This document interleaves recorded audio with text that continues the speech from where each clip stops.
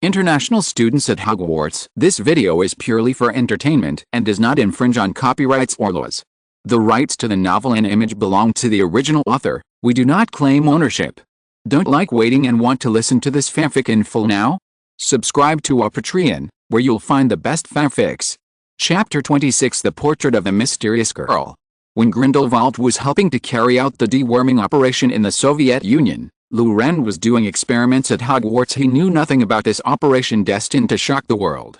After all, he was just talking, and it was Grindelwald and his saints who really took action.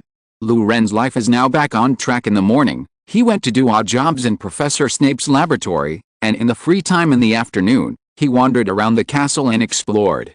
Today's topic is random detection of the moving direction of Hogwarts staircase. Loren wrote and drew in a small notebook while talking to himself. Rowena Ravenclaw has done many things, and the one that makes Loren most unhappy is to enchant the stairs to make them move non-stop. This has brought about very bad consequences. Loren often gets lost in the castle, and it is quite difficult to solve this problem by going back the same way. You never know when the next staircase will come, and it's unclear if this staircase will return you to where you came from. Loren couldn't figure out what kind of mentality Ms. Ravenclaw had in order to enchant almost all the stairs in Hogwarts and make them move around Jill. But as a person with rational thinking, he should try to solve this problem. It's very simple. If you can grasp the law of the operation of the stairs, then as long as you mobilize the students to sum up the law, then everyone will not get lost. Ideal is plump, reality is skinny. Too much? It has been 3 days since I returned to Hogwarts, but Loren only summed up the operation rules of less than 140 stairs, and there are as many as, stairs in Hogwarts. What's more frightening is that Loren discovered that the rules summarized before are only applicable to that day for some stairs. For example, some stairs lead to different places every Friday, some go up halfway, a step will suddenly disappear, and if someone sinks in, it will lead to a different end. First go up and then to the left, then go down and then return to the original place. The seventh step cannot stay for more than 3 seconds. The same person or people with the same weight cannot step on the first, fourth, fifth and third to last steps. Once again, if all the stairs are stepped on, it will stop running for 5 minutes and 29 seconds. Loren was writing furiously. This is the number 18 staircase he investigated. He has spent 3 hours today on this staircase. As boring as it may seem, the fun of finding Easter eggs at school is endless. Hey, my old chap, I bet the idiot's got another hour in here. I guess 2 hours. I feel like he'll be gone in 5 minutes.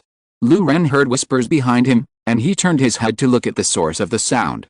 It was a portrait talking. Hogwarts portraits are talking. Loren has long been used to it. He knew that these portraits sometimes chased students, sometimes sang loudly, but most of the time they were doing the same actions, such as drinking, fencing or something. Just like the NPC in online games. But it was the first time he interacted with a portrait. He had always treated them as GIFs before. Loren walked slowly towards the portrait. Inside the portrait are 4 chubby monks drinking and frolicking together. Suddenly he heard a crisp voice, "You are doing useless work." He was attracted by the sound, and looked along the source of the sound. It was the neighbor of the bedding portrait who was speaking. Next door to the fat monk was a young girl with pale blonde hair, dressed in Greek-style attire, holding a spindle in her hand, and the other was holding a red thread with no end in it. "What's your name?" Loren asked curiously. "The name is just a code name of life, and it is irrelevant. Seeing that you have wasted too much time there, I take the liberty to bother you," the girl in the portrait replied. "So miss, do you know what I was doing just now? I saw you going up and down the stairs, stopping to write something now and then." Loren became more and more curious about the weaving girl in the painting. Her answer just now shows that she can perceive the existence of the outside world. She can see what I am doing and interact with me. This shows that she has enough wisdom. If she can have the same wisdom as a living person, that would be really amazing. This is equivalent to the realization of a goal that Muggles have been pursuing in the wizarding world, artificial intelligence. This thing was not really realized until Loren crossed over in the previous life. No computer passed the Turing test until June 2014, but later there were articles pointing out that it did not really pass the test. Loren plans to conduct more tests on her next, to analyze how smart she is, whether it is a super artificial intelligence, or a program with good enough instructions. "Miss, where are you from?" Loren asked. I'm from an ancient city-state in the East, but you, judging by your appearance, don't look like an Englishman. Yes, I'm from the Central Plains. Central Plains, I miss you so much. By the way, do you know what year it is? 1991, 8, 3. 199,183. Lu Ren became serious. According to the question and answer, it can be basically concluded that the young lady in front of her is wise, and she can even feel the passage of time in the outside world. Next, he will conduct further tests. I want to ask you a few more questions. Ask. Anyway, you've already asked a lot of questions. I just don't have any work at hand, but you've been wasting your time. The spindle girl was a little impatient, but decided to answer the kid in front of her. The problem. Lu Ren decided to start with the simplest Turing test. The Turing test is a very famous experiment proposed by Turing in 1950 to judge whether a machine can think. He can test whether a machine can show intelligence that is equivalent to or indistinguishable from humans. To put it simply, the Turing test is a person, we use A to refer to him, and he asks a bunch of questions about two objects he cannot see. Among these two objects, object B is a human being, and the other object C is a machine. If, after several interrogations, A cannot draw a substantial difference between B and C, then machine C passes the Turing test. The cat is sitting on the blanket because it is warm. What is warm? The cat is sitting on the blanket because it is cold. What is cold? Lu Ren asked a very classic question in the Turing test. Ask for recommendations and favorites. End of this chapter. Chapter 27, Solving the Mystery of the Portrait. But before she could answer, Lu Ren heard a puffing sound from the portrait next door. The monks and the nearby portraits made strange noises. What nonsense! Why are cats and dogs so loyal? Why can't they be dogs? Why ask such a stupid question? You have a cat in your house. Lu Ren raised his eyebrows. They are really four messy monks, but they are indeed very smart. In the face of the Turing test, some programs will choose to pretend to be crazy or ask all kinds of strange questions to interrupt the interlocutor's train of thought. These are clever tricks to make the program appear smart. Obviously, the authors of these portraits don't understand the Turing test, but they understand the human heart, and they know how to make these portraits more realistic. But the Tao is 1 foot tall and the devil is 10 feet tall, and Lu Ren also has a big killer move. That's the vinaigrette test. This test tests the intelligence of the machine by asking it specially designed multiple choice questions. These questions all contain a special structure, and the machine needs to recognize the pre-reference relationship in the question, that is, the antecedent that points to a certain pronoun in the question. To answer questions correctly, a machine needs to be able to reason with common sense. As a small example, the town councilor refused to give marchers a permit because they feared violence would ensue. Who's worried about violence, MP or marcher? This is very typical vinaigrette test. Many machines are directly down in the face of this problem. Medici thanked Domin again and again, because he extended a helping hand. Who extended a helping hand? Lu Ren ignored the noisy monks and asked. The blanket is very hot, but the cat is very cold. As for the second question, I think it was Amin who extended a helping hand. The girl replied. What are you talking about? Can you speak human language? Did your mother teach you grammar? A monk in the nearby portrait shouted angrily. Hey! Lu Ren made a face at him. Hey, what do you mean? The monk stomped his feet angrily. It's too noisy here, let's talk somewhere else. Lu Ren said to the spindle girl. Okay. Then the girl left her portrait, walked across several corridors, and walked into an empty picture frame. There is only a sunset and a table inside the picture frame. Sometimes I also think they are noisy, so I hide here to find some leisure. She sat at the table and let out a long breath. Lu Ren also felt that those monks were too noisy. If they hadn't destroyed the precious cultural relics of Hogwarts, Dumbledore would have reprimanded them. He would definitely send them to heaven with the explosive curse. Do you still have any memories?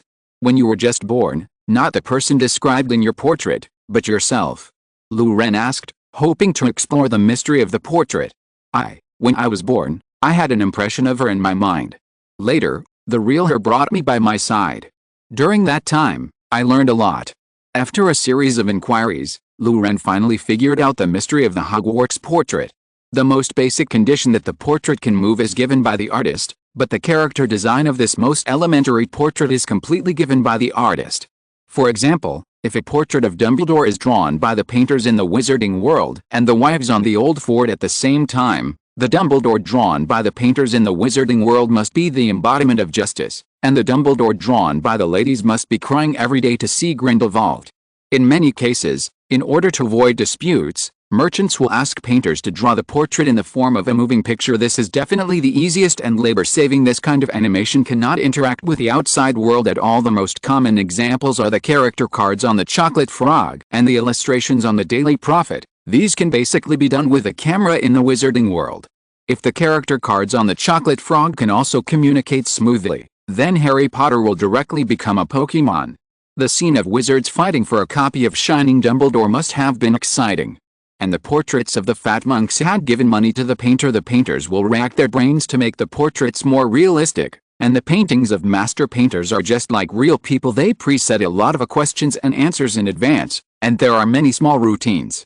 The portraits of girls and Hogwarts principals are similar, it's just that they're more refined. The painters finished the portraits and handed them over to the painters, who then personally taught the portraits, changed the words, deeds, and knowledge and memory of the portraits through getting a long day and night, and finally formed these most precious portraits. Each portrait can be seen as an independent, real person in this environment, and they have the ability to think logically. The owner of the painting has worked hard for decades to let the characters in the portraits learn to think through their existing knowledge, and let them acquire the ability to acquire knowledge from the outside world. The final product is to encounter a problem. If it were me, I would do this. Instead of I encountered this problem, according to the setting, what should I do? These portraits are works poured out by the painters with their whole life, and they are also truly intelligent.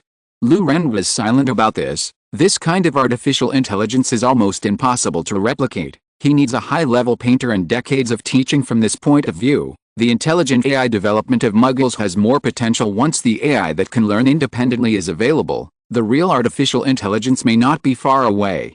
After Lu Ren got everything he wanted to know, he said goodbye to the girl. The girl quietly watched his figure disappear around the corner of the stairs, showing a faint smile. Lu Ren's life moves forward slowly like a moving train. Every day is peaceful and similar. Lu Ren goes to work with Snape in the morning, and continues to hang out in Hogwarts in the afternoon, and the final destination of the wandering all are portraits of girls. They talked a lot, and Lu Ren got a glimpse of the prosperity of ancient Greece from the girl. Time passed quickly, and there was only 1 week left before leaving school. Unlike Hogwarts, which was calm and peaceful, the Soviet Union has experienced earth-shaking changes in the past 3 weeks due to limited sources of information. Lu Ren knew nothing about it. He can only visit Dumbledore's Daily Prophet for free every day, and the Daily Prophet is almost secretive about the changes in the Muggle world, without mentioning a word. After more than 10 days, the first news about Grindelwald that Lu Ren got was that Grindelwald and his saints declared war on the Soviet Union's Ministry of Magic and Internal Affairs. Grindelwald gathered more than 130 wizards and the allied forces of the Ministry of Magic of the 12 nations headed by the Russian Ministry of Magic launched a decisive battle in Stalingrad. The allied forces of the 12 nations were defeated in one fell swoop, and more than 200 employees of the Ministry of Magic were killed and disappeared. There were more than, participants, and the magical power of the Soviet Union was emptied. Countries around the world have urgently sent forces to the Soviet Union for support, but they were expelled jointly by the local wizards. Some changes have taken place in the peaceful magical world. Ask for recommended tickets and collections. End of this chapter. If you're listening to this novel on a channel other than Fanfic World, it means they downloaded and uploaded it without effort. We cordially invite you to visit our channel, Mundo Fanfic Novelis. There you'll find the original version of this story, and you can explore many other novels of various genres. We're waiting for you to immerse yourself in a world of incredible novels. Chapter 28 Trivia before school begins. In the past 10 days, the situation in the Soviet Union can be summed up in one sentence: unexpected, reasonable. According to the interrogation report submitted by the intelligence personnel later, the reason for the assassination was that Nikolai's secretary saw Mikhail and Nikolai intending to betray the country, so he assassinated in anger. The upper echelons of the Soviet Union accepted this statement. They habitually believe that when this great country is in crisis, someone will always stand up and turn the tide. As for the stupid president who was assassinated, these high-level officials have long been very dissatisfied with him. In fact, they have already planned to launch a coup on August 8 to put this incompetent and naive guy under house arrest. The assassin who righteously killed relatives relieved them a lot of workload. For the higher-ups, This assassination was a great thing, eliminating waste and opposition in one fell swoop. They didn't have the ability or the will to investigate thoroughly and conclude that it was a perfectly reasonable accident. The Soviet Ministry of Magic, which was capable of conducting investigations, was drawn to Grindelwald's attention after their decisive battle was over. No one wanted to continue the investigation. Within a few days, Nicholas' secretary hanged himself in the cell where he was being held. Mikhail's personal bodyguard disappeared on the day of the incident. He died in Stalingrad. All witnesses to the assassination are dead. The Soviet top brasses jumped to conclusions after a short investigation, and then they began to engage in their traditional art, infighting first, kill a group of Mikhail's wings, then the opposition led by Nicholas, and finally themselves. After more than 10 days of fierce competition, the high-level officials finally stopped fighting after several exchanges of blood. The forces of all parties have reached a balance. At this time, the Soviet Union is indeed only breathing its last breath.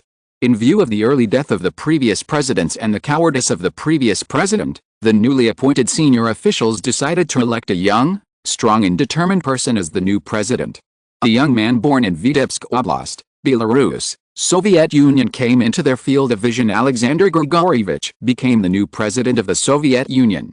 He took over the leaky wreck and became the helm. These things have nothing to do with Lou Ren, who is far away in Scotland. He doesn't even know about these things. He has been packing his luggage for the past 2 days. Yes, pack your bags, move your personal belongings from Hogwarts to London, and from London to Hogwarts. Dumbledore generously let Lou Ren leave Hogwarts a week earlier, so that he would have enough time to wander around the Muggle world. As for Grindelwald's escape, Dumbledore didn't ask too much. In fact, he basically remained silent and indulgent about Grindelwald's escape and a series of subsequent actions facing the invitation of the Ministry of Magic. He also declined repeatedly, and did not join the team to encircle and suppress Grindelwald. August 8, Diagon Alley. Lou Ren came here again, and now he had 40 galleons in his pocket. He opened a roll of parchment on which were written the items he needed for admission.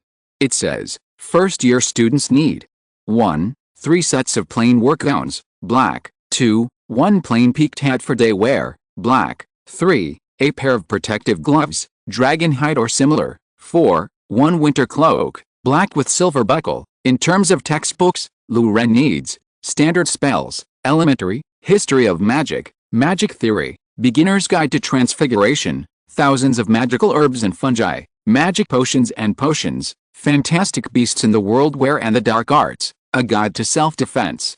Fortunately, these textbooks Lou Ren found in Hogwarts' Room of Requirement left by his predecessors, and some of them are even the same as the new ones to him. There was no need to spend money on books, nor could he afford them. Textbooks in the wizarding world were as expensive as in the Muggle world, and with these textbooks, he didn't have to think about buying other items anyway. The speed of updating textbooks in the magic world is horribly slow. It is difficult for students in the Central Plains to imagine how expensive European and American textbooks are. Some are even worth hundreds of dollars. Some university professors even use their own books as teaching material. As for other equipment, Lou Ren also needed a magic wand, a crucible, a set of glass or crystal vials, a telescope and a brass balance. Except for the wand and telescope, all the above materials were also provided by the generosity of Professor Snape. As expected of a potion master, he was generous with his hand, and gave the laboratory assistant a complete set of experimental tools with a wave of his hand. Of course, Lou Ren's excellent performance was also one of the reasons. Lou Ren wandered around Diagon Alley for a while, bought all the remaining items, in fact, there was nothing to buy, and then walked into Madame Malkin's robe store. Because it was neither the days when I just received the admission notice. I received the admission notice in July, and now it is late August, and the probability of meeting new students here is basically zero, nor are they the days when the school starts, so the interior of Mrs. Malkin's robe store is quite deserted. The main business of Mrs. Malkin's family is for the student group, and adult wizards, especially witches, prefer to visit the out-of-the-world clothing store, even if the clothes there are more expensive. It can be said that Mrs. Malkin is probably the 7 wolves of the Muggle world, the Arctic fox, and the ready-to-wear is more like Gucci is for the second-hand robe shop. Lou Ren never even thought about it. Buying second-hand goods in the magic world, what a great experience. Anyway, Lou Ren didn't dare to buy second-hand robes. After he came out from Mrs. Malkin's place, his whole face turned black. Why not change your name to Mrs. Malkin? It felt like that lady really wanted to drain the last galleon in her pocket. The Hogwarts robes to be prepared are like the basic package in the phone bill, and Mrs. Malkin is like a mobile salesperson. Lou Ren didn't refer to any company, he said that Mrs. Malkin is like a mobile salesperson. Surrounding myself, I kept recommending various extra packages. Open your mouth about a discount, shut your mouth about a discount, and when asked if it is necessary, you will hesitate to change the topic. It is not a necessity, but it can improve the user experience. Lou Ren was really overwhelmed. In addition to 3 sets of plain black wizard robes, a sun-peaked wizard hat, and a winter cloak, she enthusiastically sold shirts, sweaters, long shorts, and of course leather shoes, ties and ties to Lou Ren. Can Muggle-born students and impoverished wizards really afford this level of consumption? You must know that you already have most of the things, and you still feel ashamed at this time. When Lou Ren came out of the robe shop, he felt as if he had come out of the business hall in his previous life. In addition to the basic wizard robe, hat, and cloak in his arms, there are 3 more t-shirts, 3 pairs of shorts, and 3 sweaters. That's right, most of Lou Ren's clothes are based on 3 sets, and 3 sets are just the right amount. Change clothes twice a week, then wear a 3rd garment while it dries. These clothes evaporated Lou Ren's 20 gold galleons and 7 sick 5 nuts. Next, we have to buy pets. Lou Ren determined the next goal. In the transitional chapter, the plot of the Soviet Union will be less in the future, and it will be mentioned in one stroke. The main line is still at Hogwarts. Ask for recommendation tickets and collections. End of this chapter. Chapter 29. Hermione Jane Granger. Usually, little wizards will buy their own pets in Diagon Alley. Pets can be an owl, toad or cat. There are 2 pet stores in Diagon Alley, the Ella Owl Store and the Fantastic Beasts Store. The former sells a variety of owls, including gray wood owl, croaking owl, grass owl, brown owl, and snow owl, as well as owl food and other owl supplies. The latter is a pet store that sells a wide variety of pets and pet supplies. Lou Ren struggled for a long time. What kind of pet should he bring? Toad is actually very suitable for little wizards with potion talent. It can test medicine for wizards, but its beauty is beyond praise. Carry a toad as a pet with you, and your luck for the next 7 years will be thinner than the naked eye. Owls are the choice of most little wizards. They can act as messengers, and the owls are also very attractive. With their cute eyes and appearance, they can occupy their own place in the cute pet area of Station B. The only downside is that you can't masturbate anytime, anywhere. As for cats, the benefits needless to say. It is much more convenient for a boy with a cat to talk to a girl, but raising cats is a technical job. Maybe various spells can effectively help yourself. Lou Ren vacillated between cats and owls. Suddenly, out of the corner of his eye, he caught a glimpse of a little guy in the display window at the entrance of the Fantastic Beasts store. He hurried over quickly. At the window facing the street, the store has set up many small grids, and various magical creatures are displayed in the grids. Lou Ren saw a small animal with yellow and black stripes in the lower left corner of the grid. It looked like a tiger cat, but in fact, Lou Ren was, % sure that it was a little tiger cub. Lou Ren couldn't walk for a while. Who can say no to the little tiger? The only problem is that it doesn't seem to fit into the category of cats. The clerk in the store saw Lou Ren. Her decades of experience in the industry told her that the little wizard in front of her had an idea of what to buy, so she hurried out. Do you want something, my dear? The clerk's tone was very soft and pleasant, which made people feel good. I'm a freshman in Hogwarts, and I need to buy a pet. Oh, we have new tabby cats here, British Shorthairs, and if you're allergic to cat fur, we also have hairless cats, a special breed that doesn't grow fur in all seasons. Of course, toads and owls are also our business scope. While talking, the clerk invited Lou Ren into the shop. Entering the store, the inside is much bigger than it looks from the outside. All kinds of pet cages are placed in an orderly manner. Not only does the air not have the smell of animals, but there is a faint fragrance of sweet-scented osmanthus. The windows and floors were spotlessly clean. The most important thing is that it is very quiet here, as if you are not entering a pet shop, but a library. All kinds of magical animals in the surrounding area started to jump up and down in the cage when they saw a guest coming in, but the cage was obviously cast with a silent spell, and no sound came out. The environment here is really nice. Lou Ren admired sincerely. Thank you for the compliment. What do you want? The clerk smiled happily. Actually, I want a cat, but I'm not sure if this cat can be kept in Hogwarts. As he said, Lou Ren pointed his hand at the little tiger. When the clerk saw it, he knew it in his heart. Why not? Hogwarts allows students to bring a cat to school. Oh? Is it a cat? Of course, it is undoubtedly a cat. The clerk replied confidently, "We can issue you a written certificate. It is a golden gradient tiger striped cat from Siberia, the Soviet Union, but this breed will grow a little bigger in the future, that's all. All cats in the north are like this, but they are big-boned. It's very smart." Lu Ren got the answer and became happy. He generously took out 5 galleons and bought this Siberian golden gradient. The clerk also presented a cage and a set of breeding tools including cat food, cat litter and other items. Lu Ren added another 5 galleons, and asked the wizard in the store to add a traceless expansion spell to the cage, so that the kitten's living space would be larger. Such a suitcase-sized cat box has an actual space of nearly 10 square meters. It was already noon when Lu Ren came out of the pet shop. He returned to the leaky cauldron, opened a room there, put his luggage in the room first, and added some water and pureed meat to the little tiger.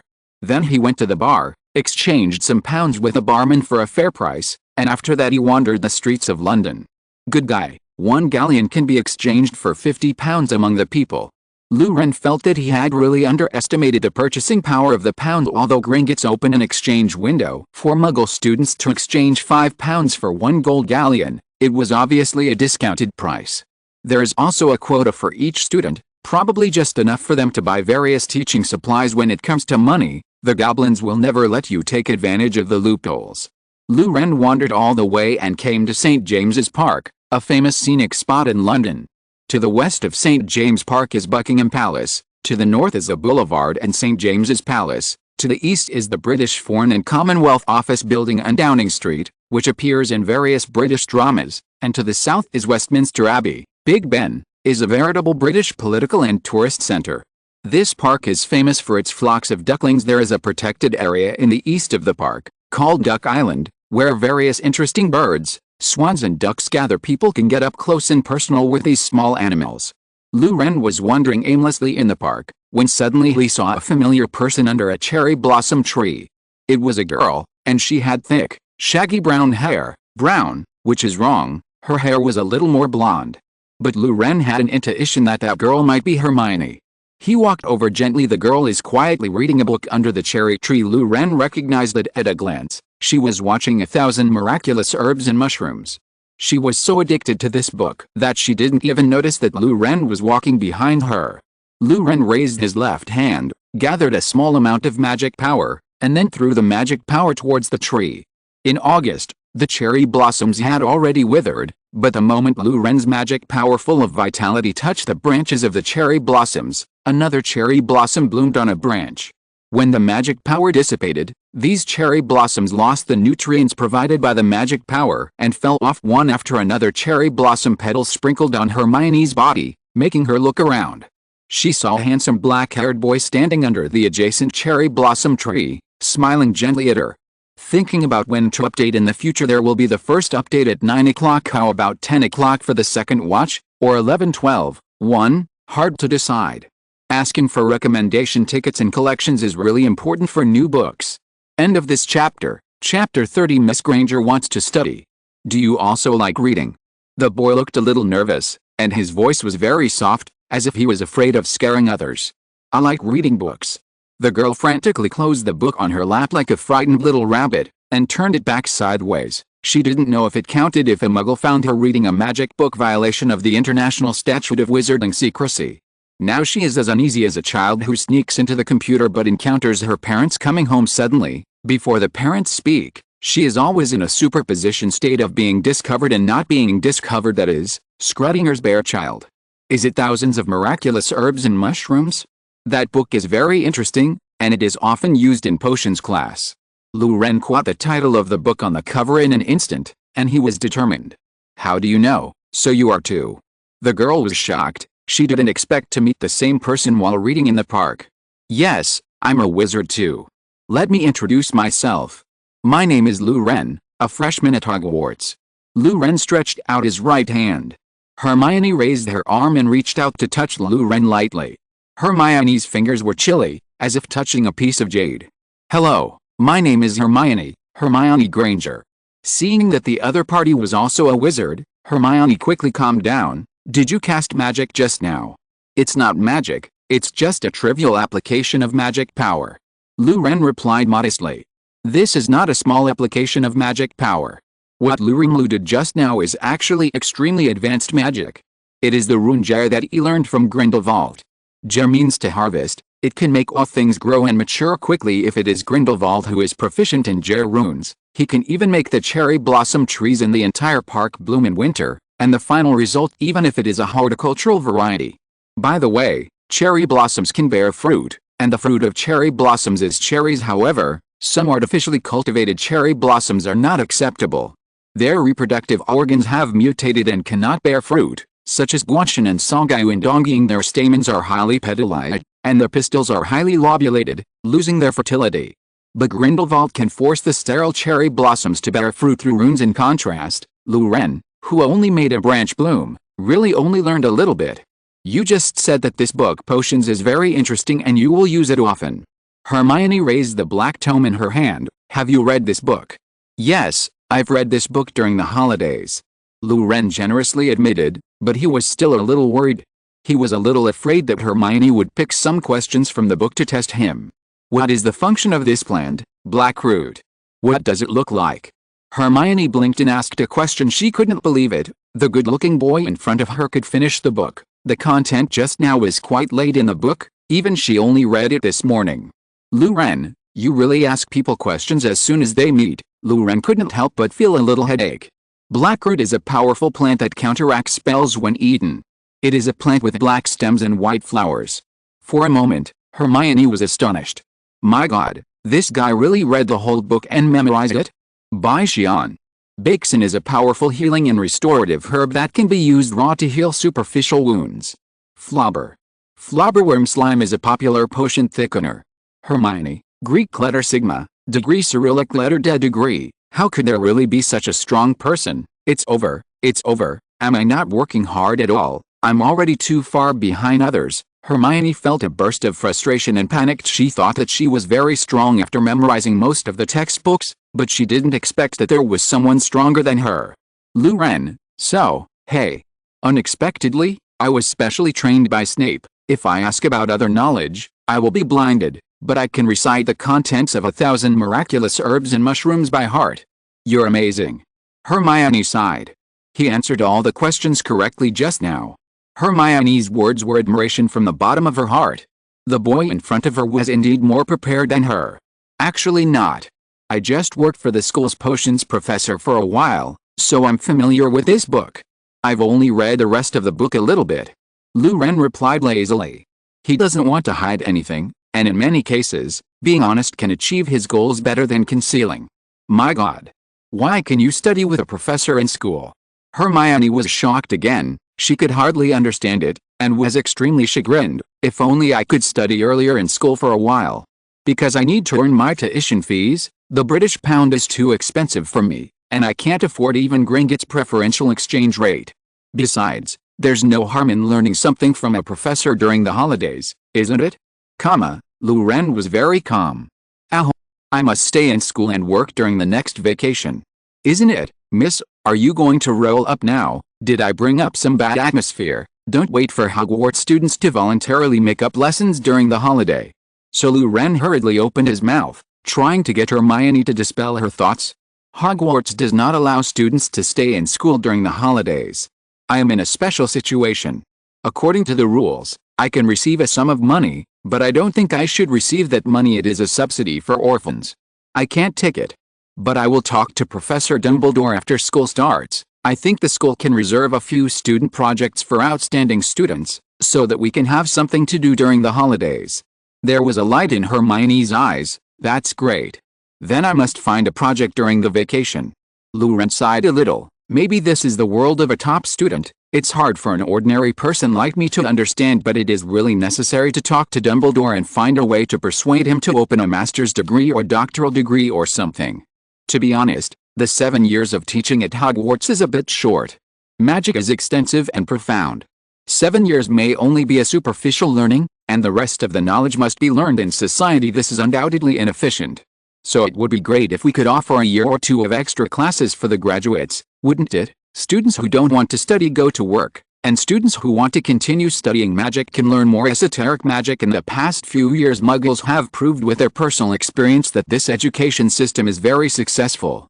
Please recommend tickets and favorites. Everyone, talk about it. The book review area is deserted. End of this chapter. Chapter 31. You go report me. It was the first time for Hermione to meet a wizard in the non-magic world, and the two were similar in age, so Hermione and Lou Ren quickly chatted speculatively. You must know quite a few spells, don't you? I tried a few simple spells at home, just for practice, and they all worked. No one in my family knew magic. My parents were Muggles, and they were dentists. So when I got the offer, I was pretty surprised, but also super happy because, I mean, it's the best wizarding school I know of. To keep up with the wizarding families, I have read all the textbooks, of course. I just hope this can be used after all. It's definitely not as good as you studying directly with a professor. Damn it, I should have thought of it sooner. After the two got to know each other well, Lou Ren realized that Hermione is a chatterbox. This passage is the same as Lian's Hu Pao, but with a unique accent of English accent. The cadence is very pleasant. Lou Ren can't help being a little distracted. This distraction is problematic. In order to practice his English speaking and listening skills, Lou Ren temporarily turned off the Dumbledore translator originally. With his English proficiency, he was good enough for daily communication, but this time he was in a trance, and Hermione's long paragraph stunned Lou Ren. Speak slowly, speak slowly. Lou Ren interrupted the eloquent Hermione. Be considerate of foreigners. My mother tongue is not English, and it is a bit difficult to understand. Ah, sorry, I didn't notice. Hermione covered her mouth. Yet, your accent doesn't sound like a local. You're not British, are you? No. I'm from the Central Plains. Then how can you, I mean, should I go to school in the Central Plains? The inheritance of the magical world in the Central Plains has been cut off. Feel sorry. It's nothing. Don't take it to heart. It's not your fault. There is a small problem. Is my accent really strong? Actually, what you said is not bad, but you can tell that it is not a London accent. Then can you tutor my English? Okay. Hermione agreed happily. By the way, you haven't answered me yet. Have you tried to do those? You seem to have done a lot. Hermione originally wanted to ask Lou Ren if he had ever cast a spell, but she suddenly remembered that she had read in a miscellaneous book, underage wizards are forbidden to cast magic in the non-magic world, and she fell into uneasiness again. I seem to have violated the spell. The rules of the wizarding world. Oh really? Lou Ren didn't answer the question just now. Why should I bring this up by myself? This is how to do. If Lou Ren reports me, will I be expelled from Hogwarts? I was expelled before going to school. What should I do? How should I face my parents? Lou Ren frowned. Hermione's words don't sound right. Am I thinking too much? It's nasty. The soul of an adult is indeed dirty. Dirty. Seeing that Lou Ren frowned subconsciously, Hermione became more flustered and her face turned red. She whispered, please act like I didn't say. Lou Ren frowned again, realizing that things were not that simple. Is this a bit too early? I really haven't done such a thing. I don't need to spread the correct knowledge to the little girl in front of me, but this is too embarrassing. This is Yuzu acting on her behalf. This should be her mother's job. Hateful. Be sure to speak clearly in the future.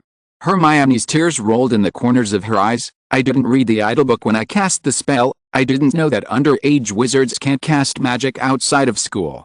I was wrong. I'm sorry. Please report me. I can't hurt you, and not reporting it is also an accomplice.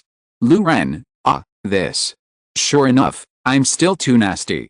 Exclamation mark. Dirty, obscene, shameless. It stinks worse than frog piss. It's okay. It doesn't matter. We are friends, and friends will keep secrets for each other. Lou Ren hurriedly comforted the little girl in front of him. Besides, the magic world defaults that young wizards who have just entered school are not supervised. The law of secrecy has no effect on them between the 2 months between acceptance letter and enrollment. Only then did Hermione get out of her sad mood. Really? I don't believe it. Why did I lie to you? It's true. If the Ministry of Magic wants to arrest you, you will receive a letter from an owl soon after casting the spell. Lou Ren comforted him by telling the story of a savior who did not want to be named Hermione. In fact, young wizards who have just received their wands are indeed exempt from the scope of the law of secrecy, and they can hold their wands and cast spells during those 2 months.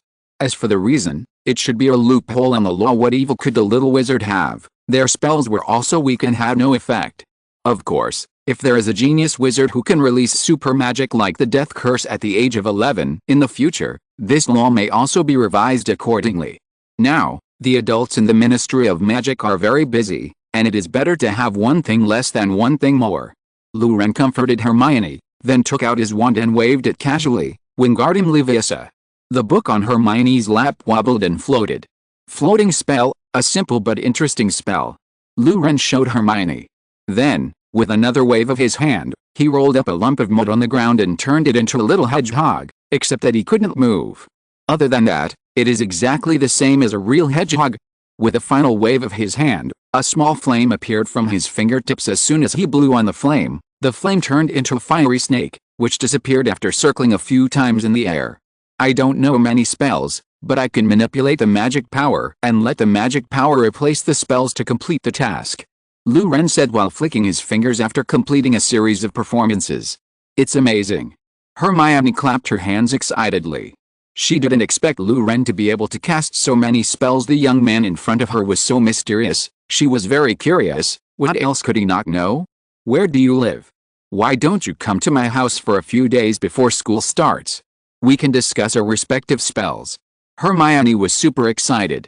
I've already booked a room at the Leaky Cauldron in Diagon Alley.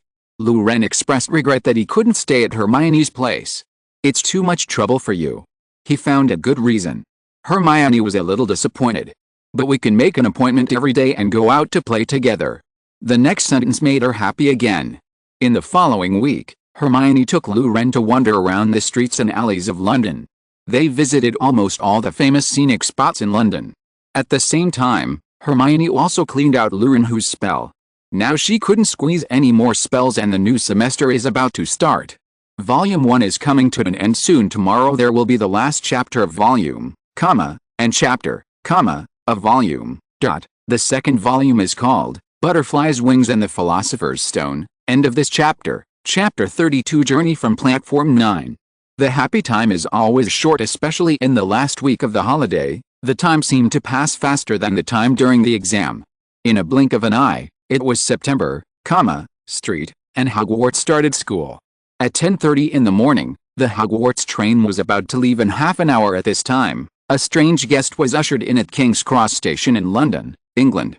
He had messy black hair, a pair of ripped jeans and a really ragged coat. It was not his clothes that caught the eye, but a birdcage on the cart containing a snow-white owl. Standing beside him was an obese middle-aged man. The man was well-dressed, and his figure was in sharp contrast with the clothes and the boy next to him. The two were Vernon and Harry. Uncle Vernon suddenly stopped facing the platform, and grinned cunningly, revealing a treacherous smile. Okay, here you are, boy. Platform 9, Platform 10. Uncle Vernon stretched out his two sausage-like fingers, and he nodded to the platforms on the left and right. Your platform should be. It's between those two platforms, but it doesn't look like it's been built yet, does it? Vernon was right. There was a large plastic 9 on one platform, a large plastic 10 on the other, and nothing in between but the hustle and bustle of the crowd. Aha, I wish you a successful semester.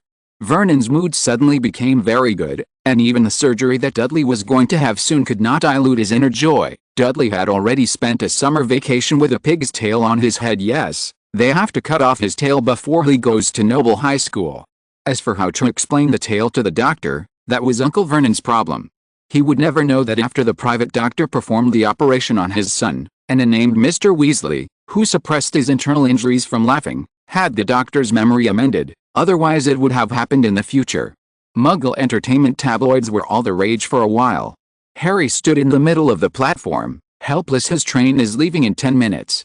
The urgency made his temples throb. What are you looking for? A young voice came from behind him. Looking back, Harry saw a very handsome black-haired boy. He didn't have much luggage, only a suitcase and a handbag, and in the bag lay a large tiger cat that looked lazy. I'm looking for the train to Hogwarts. It leaves at 11 o'clock. Harry didn't dare to mention Platform 9. He was ridiculed by Uncle Vernon for a long time when he mentioned Platform 9. You're going to Platform 9? Luren blinked playfully. You too? Harry opened his eyes wide in surprise. Luren looked around, and he felt a weak magical reaction on a wall. Lu Ren pointed to the partition wall between platforms 9 and 10. You can just walk towards that partition wall, and just go straight in. That wall is just a cover-up. The two of them walked near the wall. There was already a large group of redheads there. I'm not Fred, I'm George. Just kidding, I'm Fred. A few words came with the wind, and Harry's eyes blurred, and the redheads in front of him seemed to be missing a few people. Follow them. Lu Ren was relieved seeing that the Wheel Eyes were here. I have to wait for someone. Then he pushed Harry towards the Wheel Eyes. Sure enough, the plot was triggered. Harry and Ron entered the platform together. And Lu Ren began to look for Hermione on the platform. Hermione is also a Muggle-born wizard, and she doesn't know where to enter platform 9, so let me, Lu Ren, be the guiding NPC. The reason why Lu Ren is willing to wait here is very simple. He is the body of Hermione, who is pure and greedy. Although Hermione is still a lolly, she is cute enough. Hermione is already cute enough. If it gets any cuter, the world will be destroyed. Moreover, her future beauty can already be vaguely seen between her eyebrows and eyes. Time has proved that she is really beautiful since she was a child. What is more critical is not her appearance, but her ability. She forcibly took away 2 teammates by herself, successfully turning the whole book into Hermione and her 2 useless men. For such thighs, it is the best policy to hug them orally. In this way, at least a history of magic homework in the future can be copied firsthand. Hermione's future is also limitless. When she grows up, she was deputy head of the Department of Magical Law Enforcement after the war and was a very strong contender for Minister for Magic. And if you follow the buff stacking election method in European and American countries, Hermione is invincible, Muggle-born, female, battle hero, house elf and protector of non-human creatures except for her skin color and sexual orientation. She is basically invincible. Put on all the buffs that can be set even in the future. J.K. Rowling, the creator of the world, hinted that Hermione can be black. This is imperial appointment. J.K. has already decided to make Hermione Kingsley's next Minister of Magic. Of course, after meeting a real person, Lu Ren could swear to God that Hermione was Caucasian. If such talents can maintain a good relationship, it will be very beneficial to the new Central Plains Ministry of Magic. The Ministry of Magic of the 2 countries can form a strategic partnership and support each other, so that the Ministry of Magic of the Central Plains can overcome the most vulnerable moment. Lu Ren could even recruit this talent to help him build the Ministry of Magic. Lu Ren was very confident about his organizational skills. He once worked as a teaching assistant at summer camp, organizing activities and setting rewards, and he came to know himself better as a result. He totally screwed up. From that day on, he never laughed at Wang Mang, the shame of the time traveler, and he was not as good as Wang Mang when he traveled back. The activities he organized could not be carried out at all. Organizationally speaking, it was a disaster. It can even be entrusted to someone with prestige among the students to organize instead of him. Are you familiar with it? The country's virtuous rulers who have been hated by the readers will revive the imperial power if they don't go to the countryside. As for the rewards, it's even more outrageous. Children can earn points in their daily performance and activities, and when they have enough points, they can draw a lottery. There are prizes and coupons in the lottery draw, and the coupons can be exchanged for rare rewards. It looks very reasonable, the probabilities are well arranged, and there are many details. It's just not feasible at all. Isn't this an economic reform that is not recognized by the people at the bottom? One Leaf knows autumn. It can be seen from this activity that Lu Ren has no organizational skills at all, so it would be ridiculous to expect him to run the Ministry of Magic. Therefore, it is the best policy to kidnap someone who understands management, and Hermione happened to be a talent with extremely outstanding management skills. With such a talent, it's no wonder that Lu Ren is greedy for his body. Everyone, eat a wave of dumplings on New Year's Eve. Thank you for your votes and favorites. Thanks. End of this chapter. Chapter 33, The Hogwarts Express. In order to guide Hermione, Lu Ren arrived at King's Cross Station an hour earlier, and he was pretty sure Hermione hadn't boarded the train yet. Soon, he saw the panicked little Lolita in the crowd. She was looking around anxiously with a middle-aged couple. Lu Ren waved to her, and Hermione noticed him immediately. She pushed her cart and ran towards Lu Ren like the wind. You know. Yes, I know how to get to platform 9, we have to hurry up. The train is about to leave. Do you and your parents have anything else to say? At this moment, Lu Ren's heart was beating violently. Half of them were facing Hermione's parents, so they were inevitably a little nervous, and the other half were because it was only 11 minutes away from 1 o'clock. Hurry up. The train is about to leave. We've finished our parting. Hermione was more anxious than Lou Ren. She couldn't imagine what would happen if she missed the train. So without saying a word, Lou Ren took Hermione's hand and ran towards the platform, holding Hermione with one hand and her luggage trolley with the other. Lou Ren exploded with strength beyond his age and quickly rushed towards the partition wall. Hermione's parents only saw their daughter running towards the teenager in a hurry, and then they ran hand in hand, and then disappeared abruptly. "This child," Hermione's mother complained, "and you didn't listen to the advice to leave the house early." The traffic jam on the road almost delayed the event. Mr. Granger knew he was in the wrong, so he dared not answer in embarrassment. Lou Ren and the others passed through the partition wall. He couldn't help closing his eyes the moment he and Hermione rushed towards the partition wall. The impact was too strong. Even knowing that this wall is illusory to a wizard, it is a matter of courage to rush towards a solid brick wall. After entering the station platform, Lou Ren saw a deep red steam locomotive parked beside the platform. There were not many students left on the platform, only the parents of the students were saying their best goodbyes. A sign on the train read, "Hogwarts Express, 11 o'clock." Lou Ren looked back, and the partition wall behind him turned into a wrought iron archway, with the words, "Platform 9" on it. How did you do it? What is the principle of this spell? But it was too much for him to think about it. The whistle of the train had already sounded, and a young man wearing a brand new wizard robe with a gold and red badge with a letter P pinned to his chest was standing at the door of the carriage, shouting to them, "Hurry up and get in the car." He and Hermione boarded the nearest carriage as fast as they could. The young man followed them onto the train. The door slowly closed with a sound of the whistle. The train started. Hermione thanked the young man, and the young man waved his hand indifferently. "This is the prefect's duty," he said, correcting the badge on his chest. "I am Gryffindor Percy, the house's fifth-year prefect. Are you first years? Welcome to Hogwarts." "Thank you, senior." X2 Okay, you don't need to be so polite. I'm going to the prefect's box. You guys should hurry up and find a box. Percy left happily. In the new semester, I met two polite juniors. What a joy. Hope they get into Gryffindor. With Percy's departure, the train slowly left the station, the butterfly's wings began to flap, and Lou Ren's magic career officially began.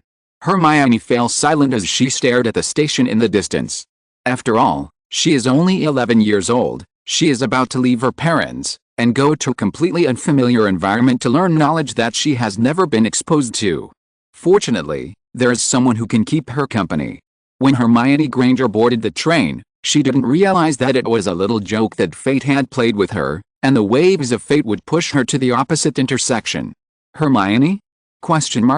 She turned her head in amazement and looked at Lou Ren. "Why did you suddenly say such strange things?" Lou Ren's serious face couldn't hold back anymore. He burst out laughing. "I'm just thinking that if our deeds are made into a movie in the future, the narrator of the movie might say that." Hermione also burst out laughing. Don't, I'm just an ordinary scumbag.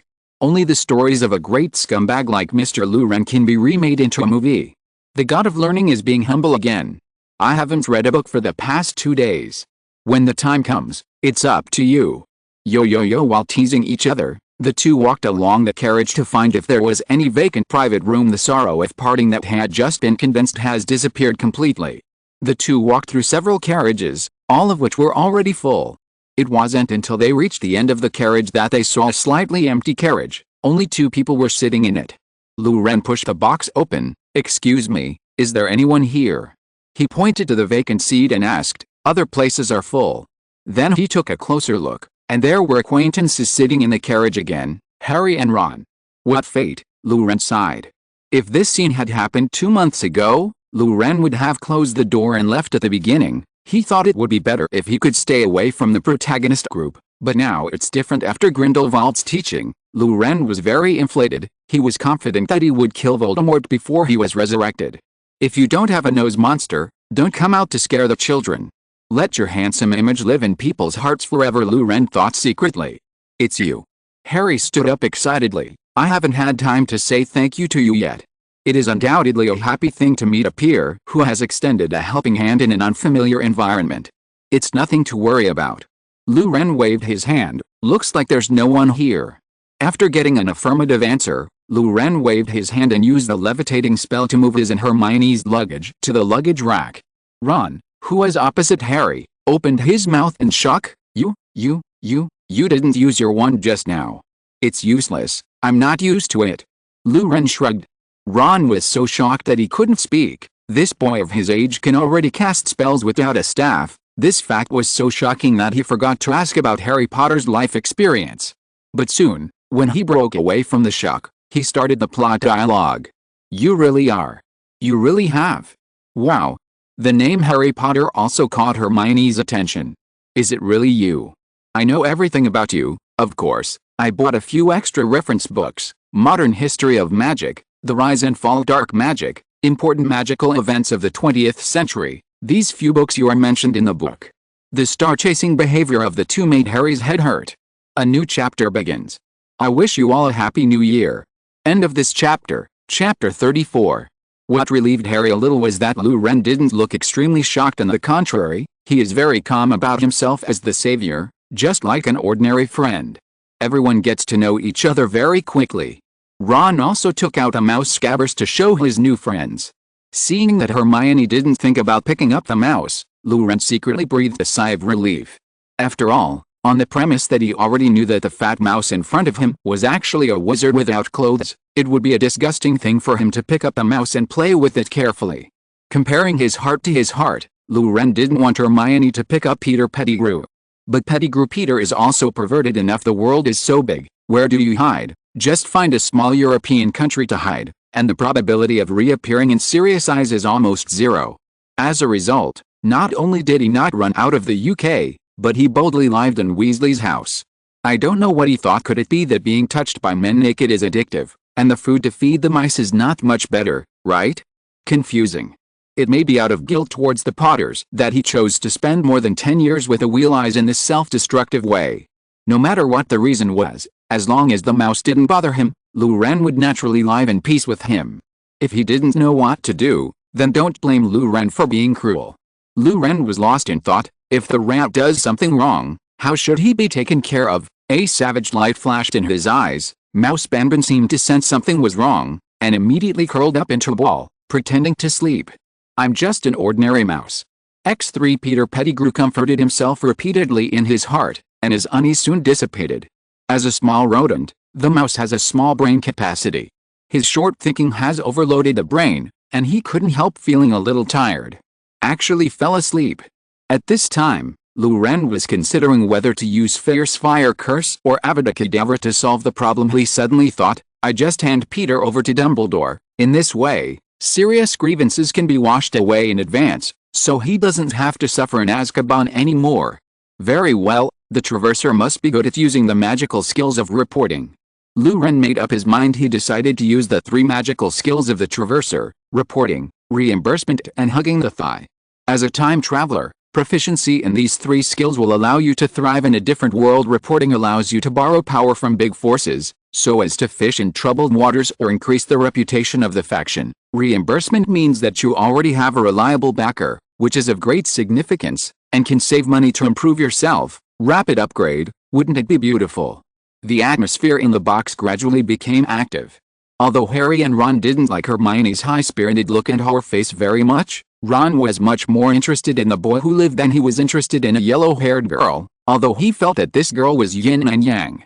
It's annoying, but the most important thing is to chat with Harry Potter. This is Harry Potter. Harry felt a pain in the skull. Ron's questions were too many and tricky. Harry couldn't stand it, but fortunately, Ren made a rescue from time to time, so that the heir would not be in an awkward situation. Just as Ron was startled by Harry calling out Voldemort's name directly, there was a loud clattering noise down the road. Ren's eyes lit up. Coming, he yelled in his heart. The dining car of the Hogwarts Express. Ren has been hungry for the above snacks for a long time. When the smiling woman with dimples pushed open the door of the box, Ren almost jumped up from his seat, and Harry, who hadn't eaten anything in the morning, was also starving, so he and Ren came together in no particular order. Jump up and run down the aisle like flying. At this point, Ron's ears were red again, and he muttered that he had sandwiches. BB's spicy beans, blowing super bubble gum, and chocolate frogs, and by the way, no licorice ones, pumpkin pies, and cauldron cakes. The licorice ones sounded like dark food. The foreign licorice candy was super invincible and unpalatable. Ren ate it before and vomited it out. and the pumpkin pie is not very suitable for Lu Ren's taste. There should be thick and oily fillings in the pie. How can we put pumpkin? This is heresy. Aren't the crucible-shaped cakes just the anhydrous cakes sold in the cake shop in the community? A little bit of everything. Harry didn't refuse anything. Harry is really rich, but Lu Ren knows that Hogwarts first-year students basically have no place to spend money, and he still has some savings left, so he doesn't need to be too stingy in the future. I can not only work part-time, but also receive pocket money from my elder Grindelwald, and I will not be poor. Social activities in daily life must not be stingy or fussy, which is not conducive to the cultivation of friendship. 9 sickles and 15 nuts, 11 sickles and 7 nuts. Lu Ren and Harry settled the bill, carried a large pile of food into the box, and dumped it all on the empty seat. Ron's eyes were already straight. "You are hungry." "I'm so hungry." X2 Harry said after taking a big bite of the pumpkin pie, while Lu Ren opened a bag of BB's multi-flavored beans, and handed a chocolate frog to Hermione. Half of the snack was given to Hermione. Hermione was a little embarrassed, but after thinking about it, she accepted it. She decided to treat Lu Ren to a few meals during the holidays. It would be even better if they could go on a trip together.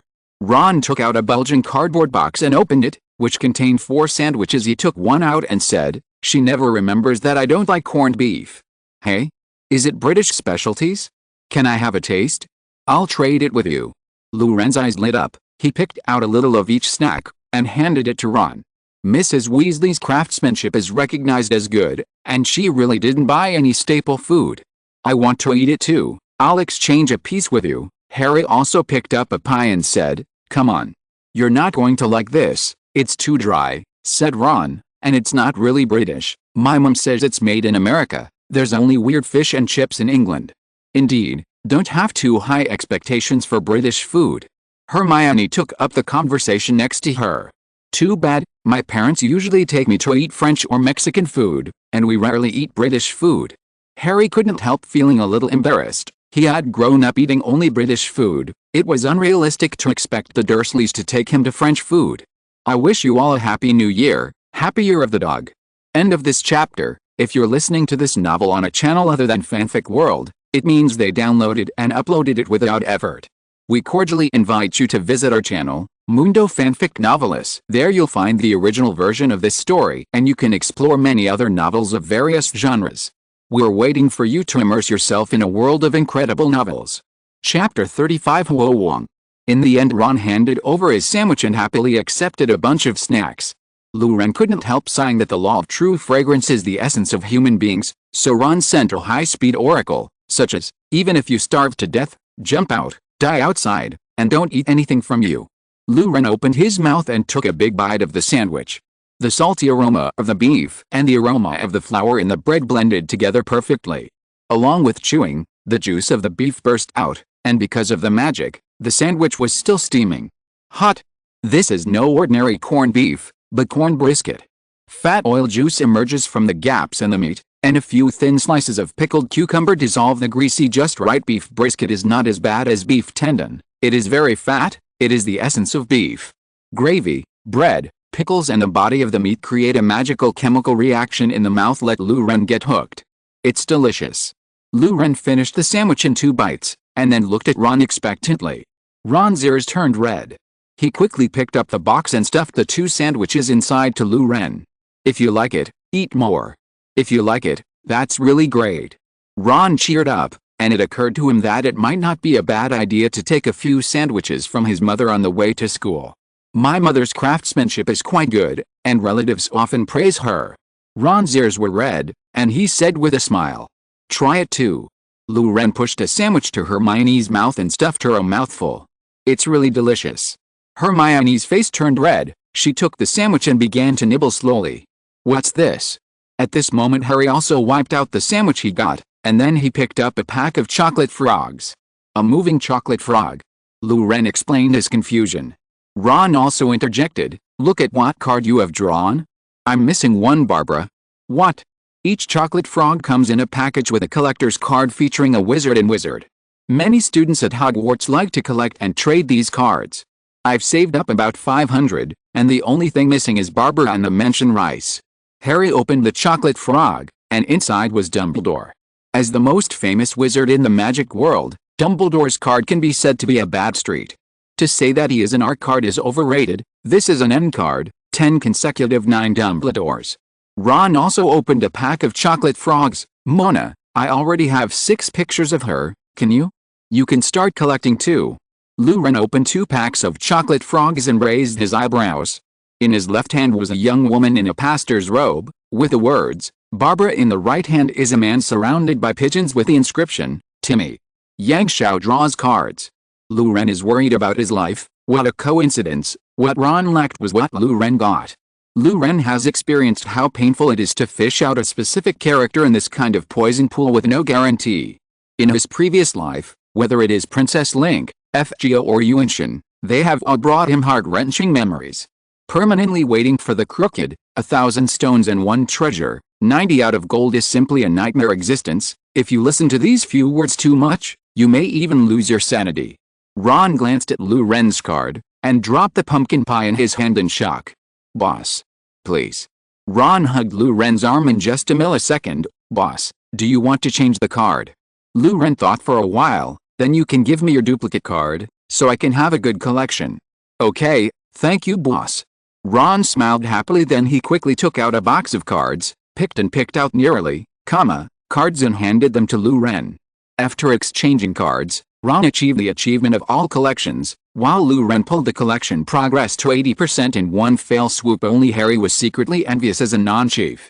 Taking advantage of the 3 of them not paying attention, Hermione quietly put the chocolate frog that Luren gave her into her pocket. At this time, the door of the box was pushed open. A boy with a round face and teary eyes came in. I'm sorry, he said, but I wanted to ask, have you seen my toad? Harry, Ron and Hermione all shook their heads, and the boy burst into tears. I lost it again. It keeps trying to get away from me. Hermione got up to comfort him. It's okay, I'll go find it with you. After speaking, she looked at the remaining 3 people in the box. Luren pondered for a while, and he felt that this was a good opportunity to practice the flying curse. He stood up, drew out his wand, and focused on the toad in his mind. He felt that the magic power in his body was agitated, and he shouted, Toad is flying.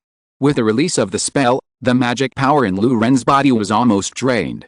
A toad flew out of the aisle quickly. Luren didn't want to touch this poisonous creature with his hands, so he let it float in the air and let it return to its original owner. You're welcome. Luren smiled in the boy's thanks. He was sent out of the box. After returning to his seat and sitting down, Luren eyed calmly, and before he finished his act, suddenly there was a crackling sound from outside the window. The 4 of them looked and saw a scene they would never forget. Dozens of toads flew towards them, hitting heavily on the window of the train, cracking the window and releasing a lot of mucus.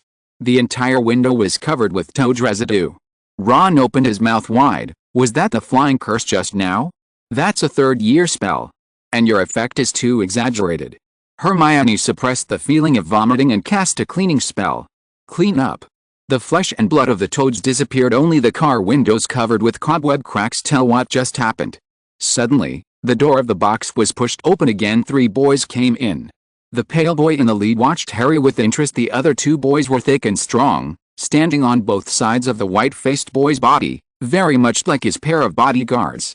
There's been talk all over the train that Harry Potter's in this compartment. So it's you, isn't it? He made a greasy sound, closing out spit. Yes, said Harry. He glanced at Hermione, who was sitting in the corner of the box, and snorted disdainfully. That little girl, your parents are muggles, right? As a member of the noble Malfoy family, he still has some understanding of the new generation in the wizarding world. In the box in front of me, there are 2 people who are very strange. One of them was probably the foreign student this year, and the other was either a lowly half-breed or a mudblood. Neither of my parents are wizards, Hermione replied. Disgusting, Malfoy said, as if he saw a fly. Potter, you'd better not hang out with these dirty mudbloods. The air here is stank because of them. Ask for recommendations, collections and investments in the new year. I wish you all a happy new year. End of this chapter. Chapter 36. You want to be a wizard in such a low voice. From a person's words and deeds, we can see his family education is the heir of the Malfoy family with a long history. Draco Malfoy's speech and behavior are naturally elegant when he faces other pure-blood wizards. The role of Malfoy is very controversial. It's hard for people who have read the original book to have a good impression of him, but it's hard for people who have watched the movie to have any bad impression for him. Everything is a ghost of appearance. The handsome blonde boy in front of him looks good, but it's a pity that he has a mouth. In fact, Malfoy is also a poor man. He grew up in a deformed environment.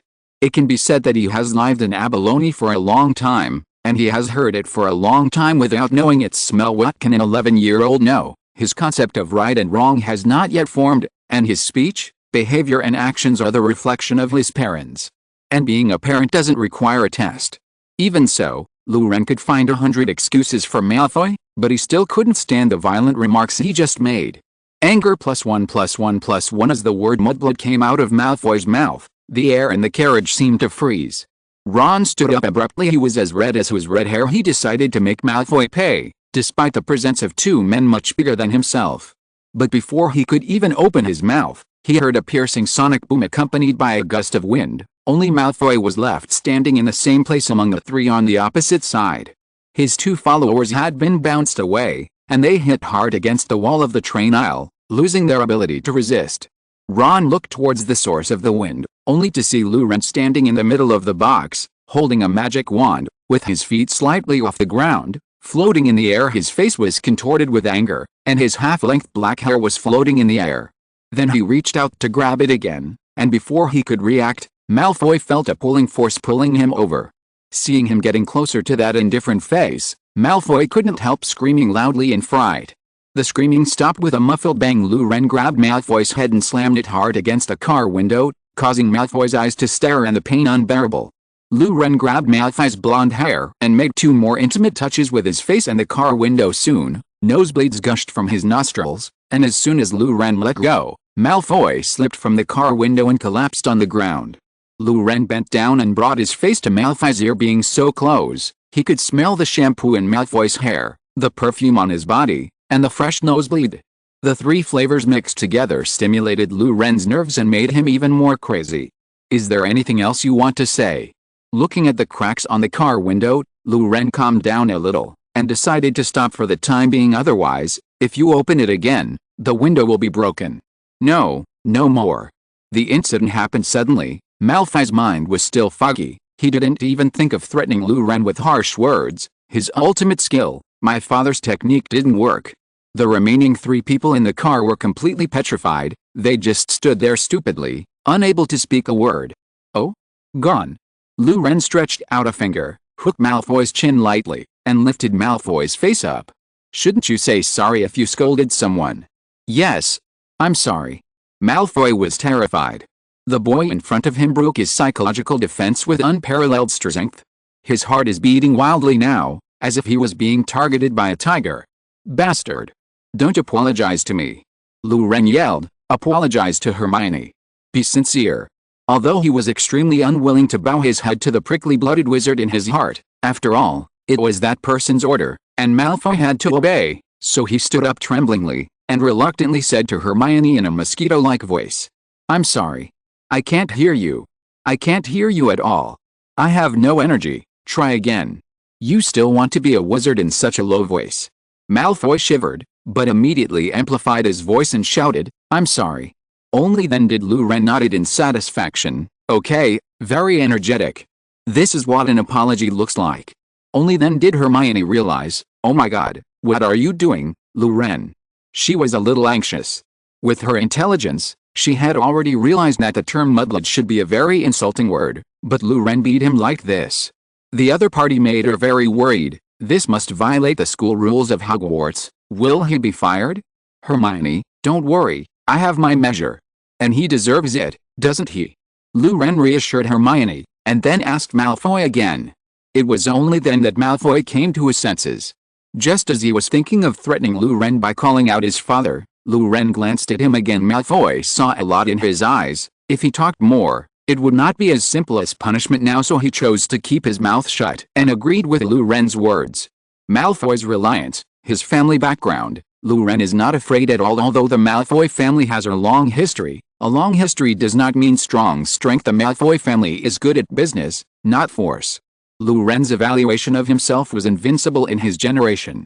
He even felt that after being beaten up by Grindelwald for 3 weeks, he might not be able to find a student who could beat him better in the whole of Hogwarts. At least his experience of being beaten is far ahead of his classmates in the Ivory Tower. If Malfoy chooses to hit the young ones and provoke the old ones, then Lou Ren is not too polite. In terms of background, there is really no one in the magic world who is more powerful than him. Dumbledore was very conniving with his behavior, and he himself chatted and laughed with Grindelwald that man is superior to Lucius. Surely, Lucius should be very grateful when he meets Grindelwald, right? Without Lou Ren, where would Lucius have the good fortune to meet the great Grindelwald? This is good news. Lucius should only be grateful to himself. But it is indeed feasible for Grindelwald to subdue Lucius. The Malfoy family is notoriously ignorant, and a mere Voldemort can make him surrender, so their attitude towards Grindelwald can be imagined. One thing to say, the Malfoy house is still very useful. Get up, Lou Ren said to the 2 lumps of fat in the aisle of the carriage. He had just seen them looking at him quietly, and after Lou Ren's eyes swept over, they closed their eyes tightly again. Where have they seen such a ruthless character, usually who would beat someone like this? But since he found out, there was nothing they could do. The 2 of them thought quickly. This put a huge burden on their little brains, and they couldn't find a way to break the situation. Then you have to obey. The 2 got up from the ground, and stood together with Malfoy, honestly like 3 shrunken quails, waiting for the judgment of fate. On the 2nd day of the new year, I will go back to my natal home. I hope all readers can find a partner who can accompany me back to my natal home. By the way, if you have extra times, you can invest in new books. The collection data in my background is still good.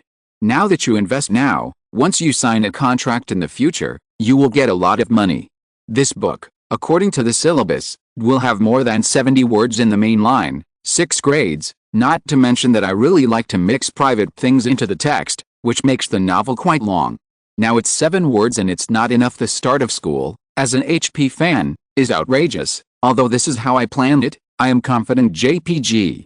I have said so much in a long-winded manner. The main reason is that I hope everyone can invest in it. It's not a loss anyway. Why don't you try it? In case in the future, I, a worthless person, hit the street, everyone can also say, 10 years old fan, come uninvited. I have been single pushing since the debut of Emperor Ha.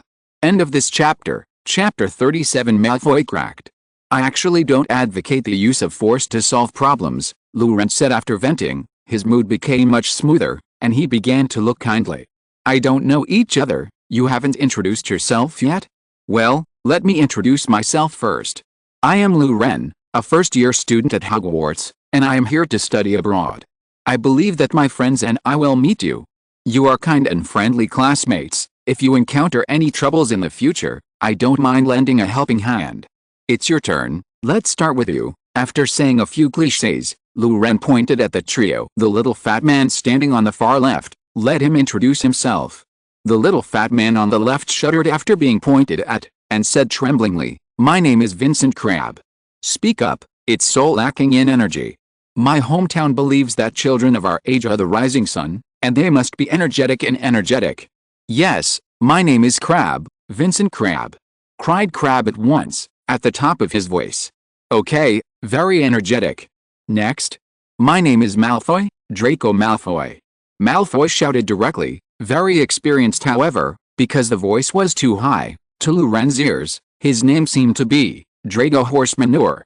Ron had to cough slightly to keep from laughing when he heard the funny name. Malfoy glanced at him, furious in his heart. You realize, how dare you laugh at me, HMPH, 30 years in Heaven and 30 years in Hexy. Don't bully the young and poor, you will suffer when Lou Ren is away. Forbear for now, forbearance. Lou Ren didn't expect Malfoy to have so many inner dramas, and then he asked Goyle to introduce himself.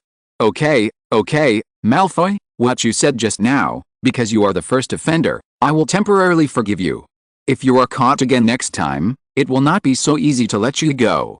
There is an old saying in my hometown that at the beginning of life, people are inherently good, and if the son does not teach it, it is the fault of the father. You will say that the root of the problem is still your father.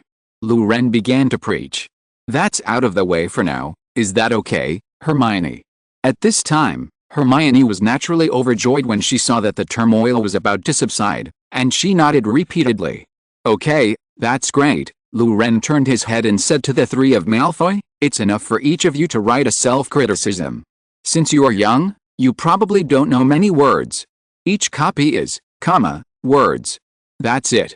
Malfoy plus Crab plus Goyle, Greek letter sigma, degree Cyrillic letter de degree, Lou Ren, that's right. According to the rules of the Central Plains, it's okay for children to fight and write a report for inspection and hand it over to the class teacher."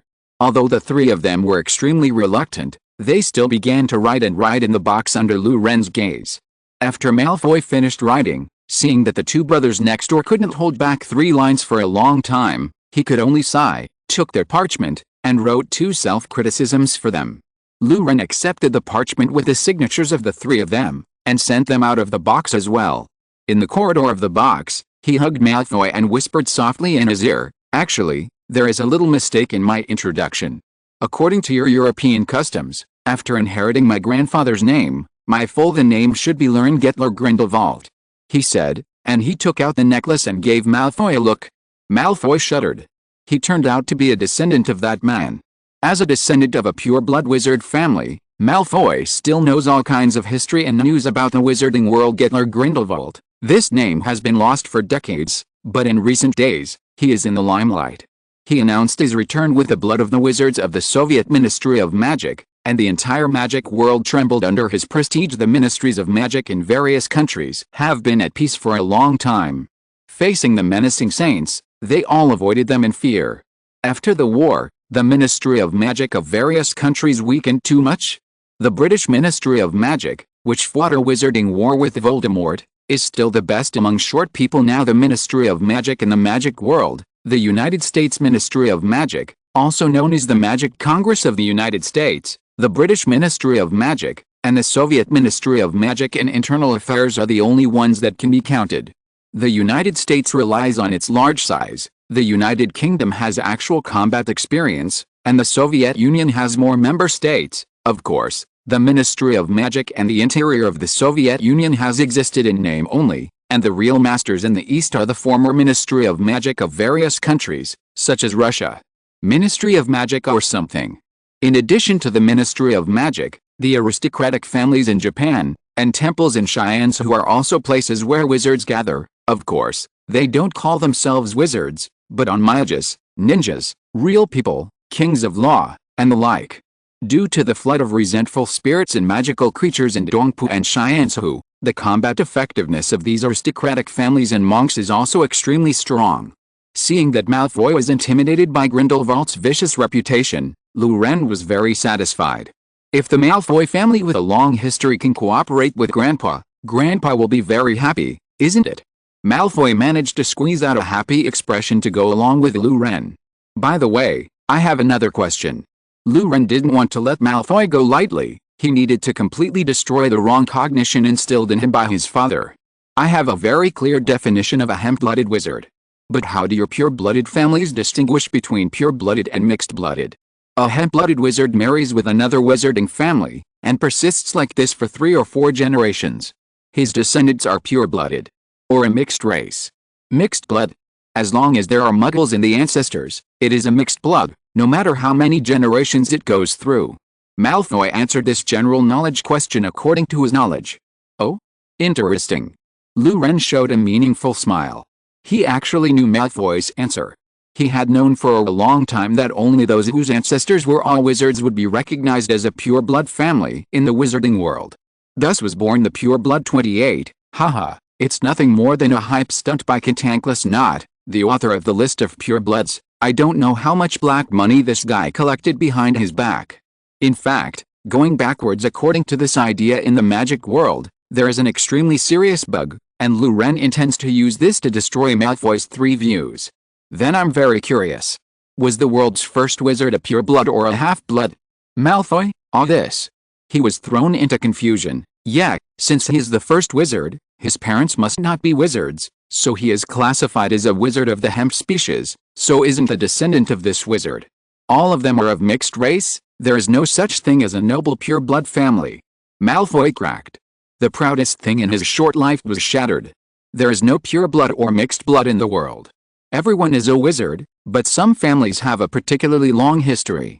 Loren's voice sounded in Malfoy's ears like a devil's whisper, and lingered in his mind. Moreover, I can tell you one more thing. Your family's Malfoy Manor was established by the first wizard in your family to come to England, Armand Malfoy, right? That piece of land was actually bestowed by King William I yours. By the time the International Statute of Wizarding Secrecy was passed in 1692, your family had fully assimilated into Muggle high society despite vehement denials by subsequent generations. There was ample evidence that Lucius Malfoy was Elizabeth I's suitor, but ultimately failed. To sum it up, your Zhuangzi was bestowed by Muggles, and your ancestors also pursued Muggles, and they failed. All of this was like a bolt from the blue to Malfoy. Malfoy closed his eyes. Ask for recommendation tickets, collections and investments. Thank you for your recommendation votes and chapters, thank you. End of this chapter, Chapter 38 Stupid Crying Nose Dumps. Seeing that Malfoy was on the verge of collapse, Loren didn't provoke him anymore.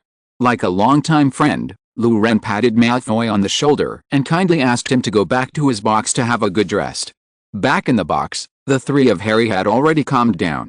Harry and Hermione also learned from Ron the bad meaning of the word mudblood, and their sympathy for Malfoy disappeared for a while. After Loren repeatedly assured that the matter had been turned over completely, the atmosphere in the carriage became hot again.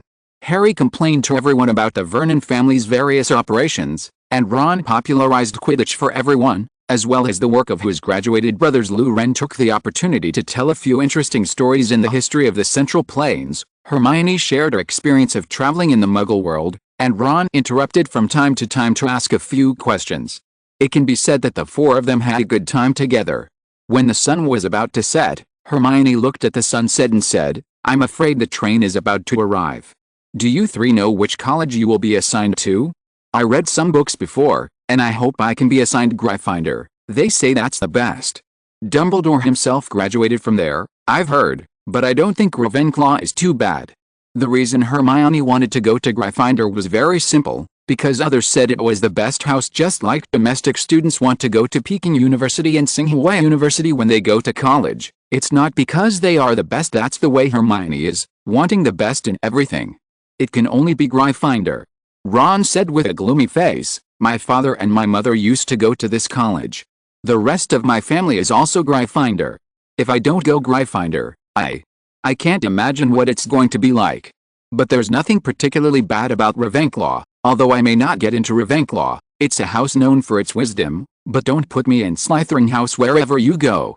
There's a Slytherin in the Wheel Eyes. What will my mother think of me? Fred and George will play tricks on me forever." Ron's speech, as always, reveals a strong sense of inferiority. Indeed, any child who grows up in his environment will have very low self-esteem. The older brothers above are all geniuses, the family is poor, and there are no younger brothers below. They are the younger sisters who are loved and loved all over the body. They grew up picking up things used by their older brothers. This kind of family environment made inferiority branded into Ron's soul. "I'm sure I'm going to be sorted into Hufflepuff, I think. It was Hagrid, the gamekeeper at Hogwarts, who took me to Diagon Alley, and he said it was full of crumpets. Let's hope not Slytherin. There are all dark wizards out there, and there isn't a single wizard who goes bad who hasn't come out of Slytherin," said Harry gloomily. The atmosphere in the carriage has deteriorated a lot due to the unknown and fear of the future. Loren sighed inwardly. He did not expect the gap between the four Hogwarts houses to be so deep. The purpose of the four founders establishing the four academies was not to divide the wizards into four gangs that were hostile to each other. In the beginning, they selected students by themselves, and their apprentices became the embryonic form of the four major colleges later. They worried that the school would not be able to select students correctly after their death, so they created the Sorting Hat, a super holy relic that combines mind reading, intelligent analysis and stored rings. In fact, there is no distinction between high and low in the four major colleges. The existence of the academy is just to facilitate everyone to find a suitable development direction and like-minded friends. As a result, the relationship between the four colleges can be summed up in the words, stupid, crying, drags, screwing. Ravenclaw thinks everyone else is stupid, Gryffindor thinks everyone is a coward, Slytherin thinks houses with non-pure blood wizards are scum. Interestingly, Slytherin also has half-bloods and Hemps wizards. I don't know how they got along there, and Hufflepuff is unparalleled stubbornness. In fact, There is not much difference between the majors in the 4 major colleges and universities. Of course they all choose the same courses. I have never heard of a large-scale professional discrimination phenomenon in any university. Those who study computers must be more noble than those who study materials. Not necessarily, although there is one thing to say, learning computers is really making money. Lu Ren felt that if the estrangement between these colleges deepened, it would become irreversible. As for Lu Ren, who had been assigned to Hufflepuff for numerous sorting tests in his previous life, it was also very uncomfortable to hear others slander Hufflepuff. In his opinion, Hufflepuff is the most suitable college for Chinese characters, hardworking, honest, low-key, kind, not good at publicity, and especially fond of food. As a Chinese, it is normal to be assigned to Hufflepuff. Hufflepuff still need to rectify their names. They are by no means mediocre, low-qualified, and picked out of the leftovers. On the contrary, they are representatives of hard work and loyalty. In the final battle of the 7th year, Hufflepuff almost chose to stay, as many people as Gryffindor. How great it is! On the one hand, Gryffindor is brave, but on the other hand, he likes to show off and be reckless. They didn't think carefully about the consequences of staying. They just saw that everyone around them stayed, so they stayed too. Hufflepuffs are different. They don't play tricks and do things rashly. They knew what they were up against, but they stayed. This is very valuable. One was instigated by propaganda to join the war, and the other was knowing that there would be a meat grinder, but still joined the war. The difference is probably the difference between ordinary soldiers and those who took the initiative to go to Stalingrad in July 1942 to fight. Lu Ren, which college do you want to go to? Hermione noticed that Lu Ren had been silent, and finally couldn't hold back her curiosity, and asked him. As for me, which college I was assigned to is that college. In my eyes, colleges and colleges are equal, and there is no distinction between high and low. Slytherin was not born a bad embryo, but Voldemort's influence was too bad, so the atmosphere there has not been particularly positive. One day, just correct their thinking. Also, the kindness of Hufflepuff is not an excuse for you to denigrate it. Use your brain. If there is no Hufflepuff, and you don't meet the requirements of Gryffindor, Ravenclaw, and Slytherin, why don't you pack your bags and go home when everyone else is happily going to school? Hearing this, Harry, Ron, and Hermione couldn't help but shiver. It's too exciting to go straight home. Their affection for Hufflepuff doubled. Lu Ren secretly lamented that he still described Hufflepuff as a trash picker. Obviously it is a school that can discover the bright spots of every student, and it is obviously the kindest, most educated Hufflepuff. Miss Key has to bear this kind of infamy. How unfair. Thank you for your comments and votes in the book review area. It is the happiest thing for an author to have someone willing to read his own book. You can invest in it, so that the data in the book will be better. End of this chapter. Chapter 39. Praise the sun. Seeing that it was getting late outside, Lu Ren said to the other 3, let's change into our robes quickly. I have a hunch that we're almost there. Okay. Ron and Harry readily agreed. They immediately stood up and were about to take off their clothes, but they were kicked out by Lu Ren. Just kidding, even if we are only 11 years old now, don't even think about playing hooligans. Please, can you not be so straight? You are changing clothes in the carriage. What will Hermione do? Are you watching? What about when Hermione changes? Because she looked at us, so we have to look back. You think beautifully. The 3 boys quickly changed into their robes in the corridor, and they waited outside for a while before Hermione changed. At this moment, Lu Ren glanced out the window. It was getting dark, and there seemed to be dark clouds in the sky. Just because it was too late to see clearly, he saw mountains and woods under a dark purple sky. The train seemed to slow down. The train will arrive at Hogwarts in 5 minutes. Please leave your luggage on the train, and we will send you to school. Suddenly a voice sounded in the corridor. Oh? This car is not self-driving. Lu Ren sighed a little. He always thought that the Hogwarts Express train was unmanned. Moreover, he saw that the sound just now came from the speaker in the corridor.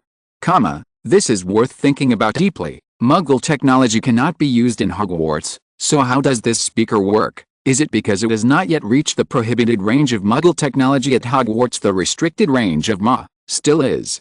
If it's the latter, things get really interesting. Muggle technology will fail at Hogwarts. What kind of technology does this technology refer to? Obviously, it should be high-tech. Papermaking is also a Muggle technology. I never heard that Hogwarts can't use parchment or A4 paper. What cannot be used should be things like 3D printers and mobile phones. And the most basic laws of physics still apply. For example, the 3 laws of thermodynamics, Newton's 3 laws, etc. So Lu Ren can start another topic in the future, frantically probing at the red line of the prohibition of marijuana. You can try to find out how far this hemp ban can be banned. In this way, some Muggle technology can be introduced in the future to facilitate the life of wizards. The train slowed down and finally stopped. The students pushed and shoved, rushed to the door, and went down to a dark and small platform. The cold of the night made Hermione shiver. Lu Ren put the cloak he just took out on her with a wink. He just let the magic power radiate heat around him, and the heat release dispelled the cold air on his body. As for the shivering Ron and Harry, I'm sorry, my mana is limited, and I only have 1 cloak. Brothers, I'm sorry, who made Hermione more useful than you? People can help me rebuild the Central Plains Ministry of Magic, but you can't. Lu Ren found a suitable excuse for himself in his heart. Then a lamp flickered over the students' heads, and Harry heard a familiar voice shout, "First years. First years this way. Harry, this way, how are you?" Above the sea of thousands of people, there was Hagrid. Hagrid's body shape is really very conducive to picking up the station. Come on, come with me. Are there any first years? Watch out for your feet, okay? First years, come with me. Hagrid continued to shout. They followed Hagrid down a steep and narrow path. It was pitch black on both sides of the path, and because the path itself was very steep, there might be moss and the like, causing everyone to slip and stumble. No one speaks. Lu Ren sighed. This is a broken road. Darkness is the thing that scares people the most, and maybe cockroaches. Of course, Harry was so nervous that the contents of his stomach turned upwards, and if there was light, he could see that Ron's face was also pale under the freckles. Although it was quite white, Hermione quietly grabbed Lu Ren's sleeve with her hand and held him tightly. Lu Ren thought for a while, then took out his magic wand from his robe. The word sigil means sun. A ball of light floated out from the tip of Lu Ren's stick. With the addition of magic particles in the air, the ball of light gradually grew larger. Praise the sun. The ball of light floated over the heads of the freshmen, illuminating the road ahead and dispelling their inner fear. I'll be your son, Lu Ren said to Harry and the others. Brother, it's too embarrassing, Ron replied in a low voice. Although they lowered their voices, most of the freshmen still heard it. Everyone let out a suppressed low laugh, and the heavy suppressed atmosphere just now completely disappeared. There were less than 20 small boats parked scattered by the lake. To be honest, Lu Ren was also embarrassed by himself. How could he say that? Everyone walked like this. After turning a corner, Lu Ren's little sun went out, and a black lake appeared at the end of the path. On the other side of the lake, a towering castle stood on a high hillside flashing. It wasn't the first time Lu Ren saw this scene, but it was the first time he saw the night scene. No words, only the purest excitement. Who didn't dream of joining Hogwarts as a child? Unfortunately, our 11-year-old Al got lost forever. There can be no more than 4 people in each boat. Lu Ren boarded the nearest boat, and Hermione followed him closely and sat next to him. The other freshmen also wanted to board the boat, but they didn't snatch Harry and Ron, so they could only return in dismay. Lu Ren noticed that Malfoy took the initiative to pull Neville, who was alone, and let him be on the same boat as himself, Crabbe and Goyle. All aboard. Hagrid waited for a while, and then he took a boat by himself. Well then, let's go. The boat slid by itself without anyone steering it. In fact, Lu Ren was thinking that if there was a storm on the road, it would be a bit of a pain. If he was lucky and almost landed by the lake, it must be an extremely unforgettable school experience. We were lucky, it didn't rain today, Lu Ren said to Hermione. It is recorded in Hogwarts, a school history, that the first 4 founders came to Hogwarts in this way. To commemorate them, we, first-year students, also arrived at Hogwarts by boat. I've read that book too, Hermione said happily. Harry and Ron, degree, Greek letter sigma, degree, you are really enough. Is Zuba amazing? Can you do whatever you want if you read too many books? Well, Zuba can really do whatever he wants. Soon the boat passed through the curtain of ivy covering the face of the cliff, and came to a secret open entrance. They drifted beneath the castle, down a dark tunnel, and came to a ground strewn with gravel and pebbles. The freshmen disembarked and walked up a tunnel in the rock until at last they reached a flat, damp meadow in the shadow of the castle. The freshmen walked up a section of stone steps, and the endpoint was on the stone steps. The endpoint is a huge oak door, behind which lies the wizarding world. I hope everyone can receive their own OWL letters. End of this chapter. Chapter 40, Sorting Ceremony. Hagrid pushed the freshman away, and tapped lightly on the door 3 times, lightly in Hagrid's eyes, but in the eyes of ordinary students, Hagrid literally punched the door 3 times with his fist. The door immediately opened back. Lou saw that the door was 3 feet thick. Maybe Hogwarts chose Hagrid as the new student guide because he knocked on the door so that the professor behind him could hear it. A tall, serious black-haired witch in emerald green robes came out from behind the gate. It was Professor McGonagall. Although it seems difficult to deal with, just like the head of a high school department, Lou knows that she is actually a pretty good person, and like ordinary people, she will try to fish after being assigned unreasonable overtime tasks during the holidays. Speaking of fishing, Dumbledore is simply the kind of unscrupulous leader in daily life. He clearly assigns a lot of work to his subordinates even though he is not doing business every day, and encourages his subordinates with "You are my successor" from time to time. Professor McGonagall, give her a load, it's the worst. You know, in principle, the staff have to go home during the Hogwarts holidays, but Lou saw with his own eyes that Professor McGonagall, Snape, and Hufflepuff's Professor Sprout all stayed at school to work during the holidays. Perhaps the only thing he is qualified for is that he really realized the pies he painted. Professor McGonagall eventually became the principal. Dumbledore, the black-hearted old man, no one knew. Just seeing Professor McGonagall made Lou slander Dumbledore 3 times in his heart. Ah! Dumbledore suddenly sneezed on the teacher's bench. At this time, Professor McGonagall had handed over the students to Hagrid. She led the new students into a small, empty room at the other end of the Hogwarts Great Hall, where they were packed together like sardines. Fortunately, there are not many new students. Lou was sincerely grateful. In fact, judging from the branch form of Hogwarts, there are not too many students in each level of Hogwarts after all. Every student has to be called to the stage to be reviewed by the Sorting Hat. Once in a while, even if those problem students who sit for 10 minutes are ignored, it will take at least 1 minute. 50 students are 5 and 10 minutes, and then the headmaster speaks and introduces the annual sacrifice, Professor of Defense Against the Dark Arts. Probably more than an hour. This is still the case of only 50 students, and the opening ceremony lasts at least 1 hour. If there are too many students, it will be impossible to finish that night, and everyone will not be able to eat.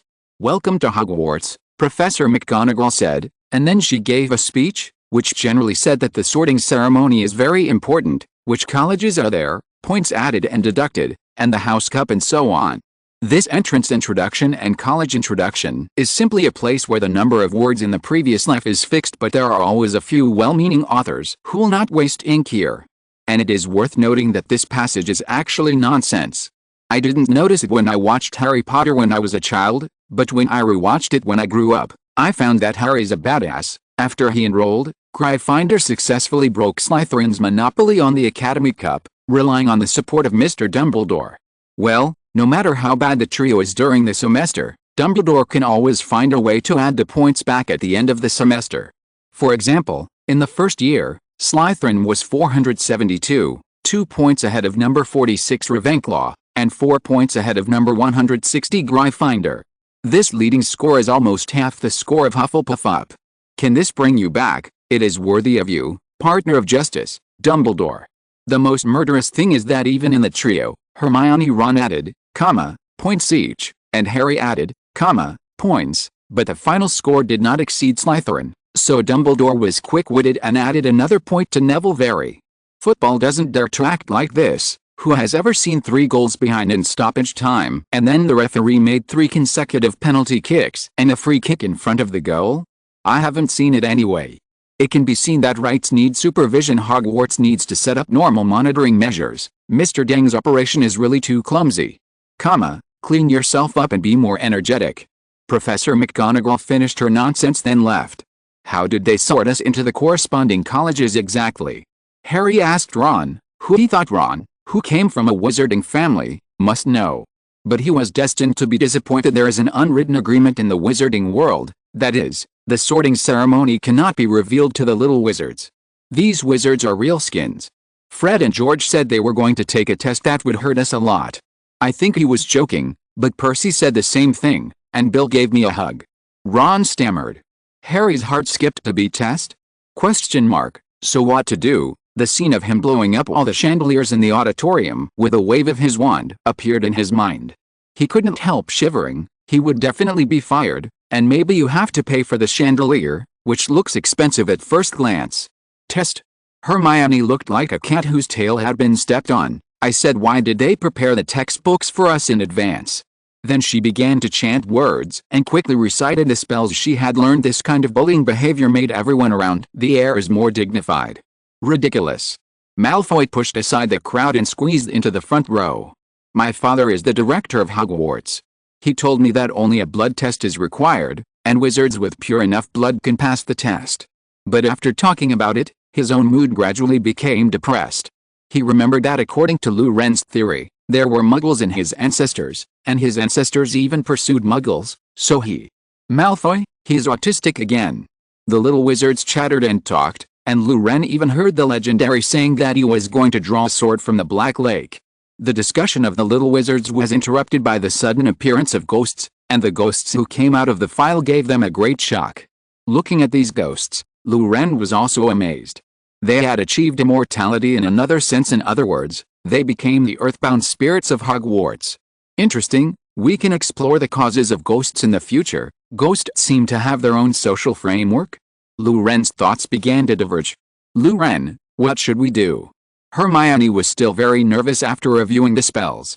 She couldn't help but hope to get some spiritual encouragement from Lou Ren. Seeing that everyone's anxiety was about to get out of control, Lou Ren had no choice but to explain in advance. Everyone will be admitted after receiving the admission notice, but the school is slightly different. I have passed down a little ability of reading physiognomy from my ancestors, and I can do it for you. Take a look. The surrounding freshmen were in a commotion, and all of them crowded towards Lou Ren, hoping that he could give him a look. Lou Ren had no choice but to use magic to push them away. Come one by one, don't panic. Then Lou Ren pulled Hermione, who was beside him, to his eyes. Come, let me see your face. Then he took the opportunity to move his face closer to Hermione, and carefully looked at the girl in front of him. Hermione closed her eyes nervously. Lou Ren suddenly thought, if he said that Hermione was Ravenclaw at this time, would it cause Hermione to be sorted into Ravenclaw? He was lost in thought. Should he try to change the world line? But before he could speak, Professor McGonagall came back. Lou Ren could only show a helpless smile, expressing that he couldn't continue to look at the photos. If he looked at the photos again, he might leave a bad impression on Professor McGonagall. However, he still said that Hermione's face is very good. She must be able to go well. She must be in the two colleges of Ravenclaw and Gryffindor. Hermione was relieved. It didn't turn out badly. Thank you for your votes and chapters. Ask for a wave of new book investment and recommendation tickets. End of this chapter. Chapter 41. Dumbledore, your uncles. Professor McGonagall lined up the students and led them into the auditorium. Walking into the auditorium, Harry found that it was completely different from what he had imagined before. To be precise, he could never imagine such a magnificent place in his life. Thousands of candles are floating in the air, and the ceiling is like a galaxy, dotted with countless stars. Professor McGonagall placed the sorting hat, and then the sorting hat sang. You may think I'm not pretty. After singing, the audience applauded thunderously. The hat bowed to each of the 4 tables and then remained still.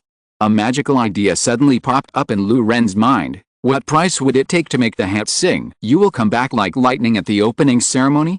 It might take Voldemort to conquer Hogwarts. Lou Ren's mind was no longer on the sorting ceremony. He already knew all the results, so what else could he say? It was so tiring standing still. When Lou Ren was so bored that he started counting the candles in the auditorium, the sorting ceremony finally started. Hannah Abbott. Oh, the legendary Iron Hannah.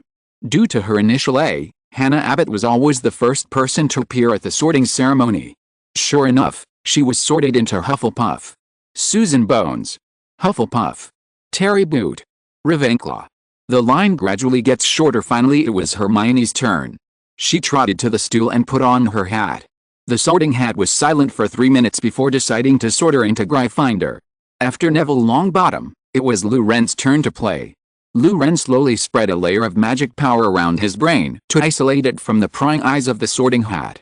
When the hat was worn on the head, there was a strange smell. Lou Ren would like to call this smell the smell of time. Interesting little trick. You're the most gifted little wizard I've seen in years. It's a pity that what I checked was not your memory, but the smell of your soul, said the hat proudly. The taste of the soul? Lou Ren was amazed that this hat was not sorted by memory. Everyone's soul has a unique taste, which cannot be concealed by magic power. The spiciness of courage, the sourness of ambition, the freshness of self-confidence, and the sweetness of stability. Everyone's soul is like a dish. I separate them into different academies based on the taste of the dish. Lu Ren probably understood sorting is based on personality, which is the safest and relatively simple method. After all, it is too difficult for you to let a hat read your mind and then make a judgment. It is just a hat. This hat can feel the taste of the soul. Go to Gryffindor for Sichuan food, Hufflepuff for dessert, Ravenclaw for cold and delicious sashimi, and Slytherin for sour food. Interesting. Could Hermione taste like sashimi dipped in wasabi?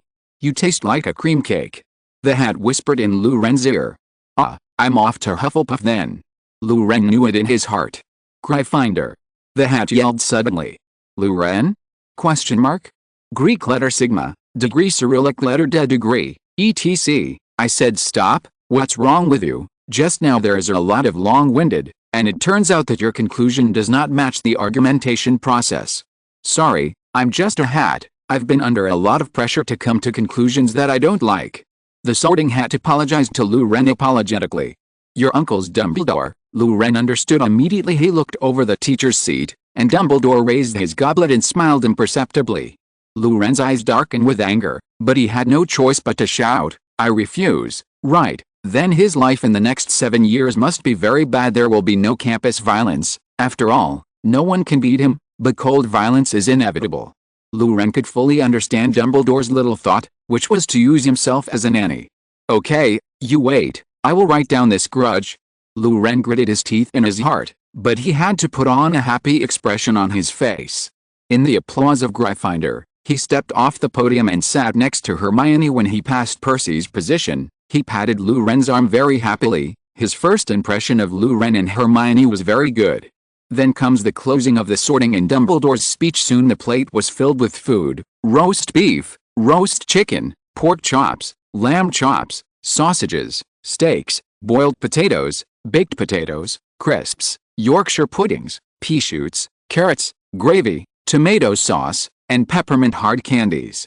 It looks extremely rich, but it is nothing more than roasting all kinds of meat and cooking all kinds of vegetables. Lu Ren thinks that elves should learn Central Plains cuisine.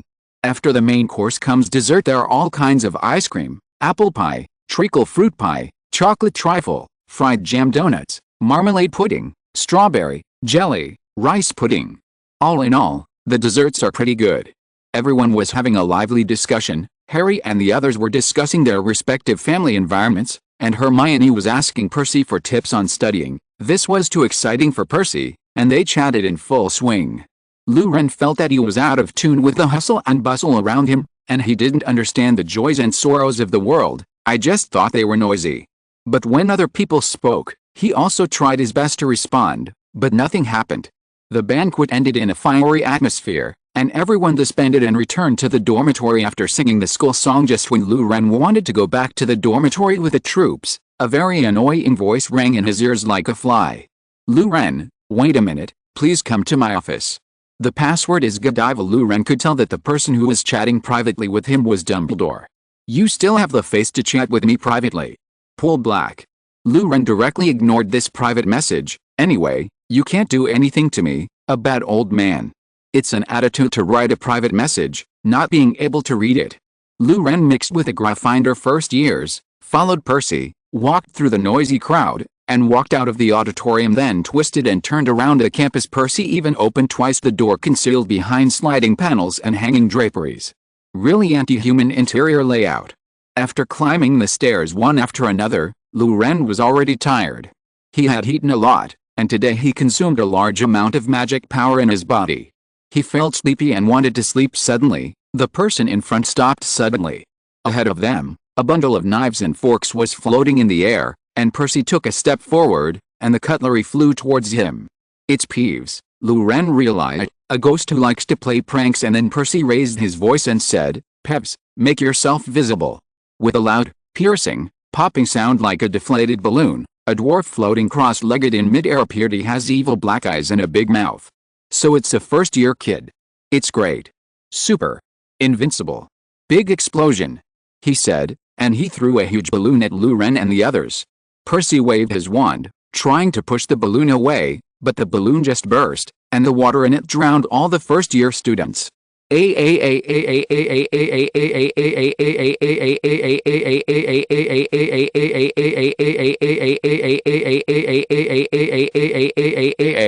Lu Ren was also suddenly doused with cold water. He raised his head angrily, and stretched out his left finger to Peeves. Confringo. Thunderbolt explosion. A group of active magic particles flew around Peeves, and then there was a violent explosion with a boom. The freshman even felt a wave of air, and Peeves at the center of the explosion was directly blown away, but it seemed he was not hurt. Confringo. Confringo. Confringo. Lu Ren didn't stop. He released a blasting spell again and again until the mana was exhausted. At this time, the entire corridor seemed to have been washed by shells, all the decorations were blown to pieces, and there were blasted wreckage everywhere. Peeves had disappeared. It's like there's been a war here. The Gryffindor first years were lying on the ground shivering, their bodies covered in dust. At this time Dumbledore hurried to the scene of the incident. Looking at the ruins, Dumbledore's heart seemed to be pinched by something. Dumbledore, degree Cyrillic letter D degree, ask for referral tickets, collections and investment in new books. This is emergency funds for Dumbledore. End of this chapter. If you're listening to this novel on a channel other than Fanfic World, it means they downloaded and uploaded it without effort. We cordially invite you to visit our channel, Mundo Fanfic Novelists. There you'll find the original version of this story and you can explore many other novels of various genres. We're waiting for you to immerse yourself in a world of incredible novels. Chapter 42 Dumbledore, is it too late to retire now? Dumbledore took 2 deep breaths, secretly transmitted a little magic power to his heart, and stabilized his body. He took out his wand, back to the original. The pitted ceilings in the entire corridor began to become smooth, and the various broken decorations also returned to their original appearance. The shivering freshmen also gradually regained their strength at this time. They huddled in the corner of the wall with a look of shock on their faces, unable to speak a word. Dumbledore approached them, and he could see the bodies of many little wizards shaking uncontrollably. Dumbledore thought that the series of bombings just cast a huge shadow on their hearts. They just seemed to be back in the trenches of World War II when enemy bombers dropped bombs on their ears. Although no one was hurt, the fear was real. Among all the people, only Percy and Lu Ren seemed relatively normal. One has seen a lot of the world and has a relatively strong psychological endurance, and the other is the initiator of the bombing, so naturally he was not affected much. Dumbledore felt very tired. He has now conceived the idea of quitting his job and going home to feed the goats. He walked up to Percy and asked him kindly what happened just now. Dumbledore purposely used a soft, slow, pure, rhythmic voice. He had seen it in Muggle Mother and Baby magazines. Such voices could calm children down and give them safety feel. Well, it's very plausible that a respected and well-read old wizard would have read Mother and Baby magazines at a young age along with others. I was taking the new students back to the Gryffindor dormitory, and I met Peeves on the way. As he spoke, Percy's eyes gradually brightened. It threw a big water bomb at us, and then one freshman cast a lot of blasting spells. Yes, blasting spells. While Dumbledore was searching for words to comfort the student in front of him, Percy became excited. What a beautiful blasting spell. Genius. It's simply art. I can't cast so many blasting spells so smoothly. And his spells are also very powerful. Percy was so excited that he almost danced with his arms and legs, and he was completely different from his usual calm self. Dumbledore? Question mark? Wait a minute, something seems a little off. He quietly tucked his wand back into his sleeve. He'd even decided just now to put an oblivion charm on the freshmen to soothe their wounded hearts. Wow. Incredible. This is too cool. The Gryffindor freshmen had recovered from the shock and their state is obviously not frightened, but excited. Dumbledore, something is wrong with you. If he could see the character panel at this time, Lu Ren's reputation among the freshmen of Gryffindor College had changed from being friendly to reverent. Several young wizards gathered around Lu Ren, chattering and pestering him to ask him about the technique of the blasting spell, while Hermione ran to Dumbledore anxiously, and stammered to explain to him, Professor Dumbledore, it was Peeves who moved first. Percy also chimed in, that's right, Professor, this time Peeves really went too far. He threw a knife and fork at us first, and the explosion just now was really artistic. I'm still in the 5th year of school. This is the first time to see such an amazingly talented new student. Dumbledore rubbed his brows and let out a long sigh. This breath seemed to exhale his soul, and his tall body seemed a little stooped.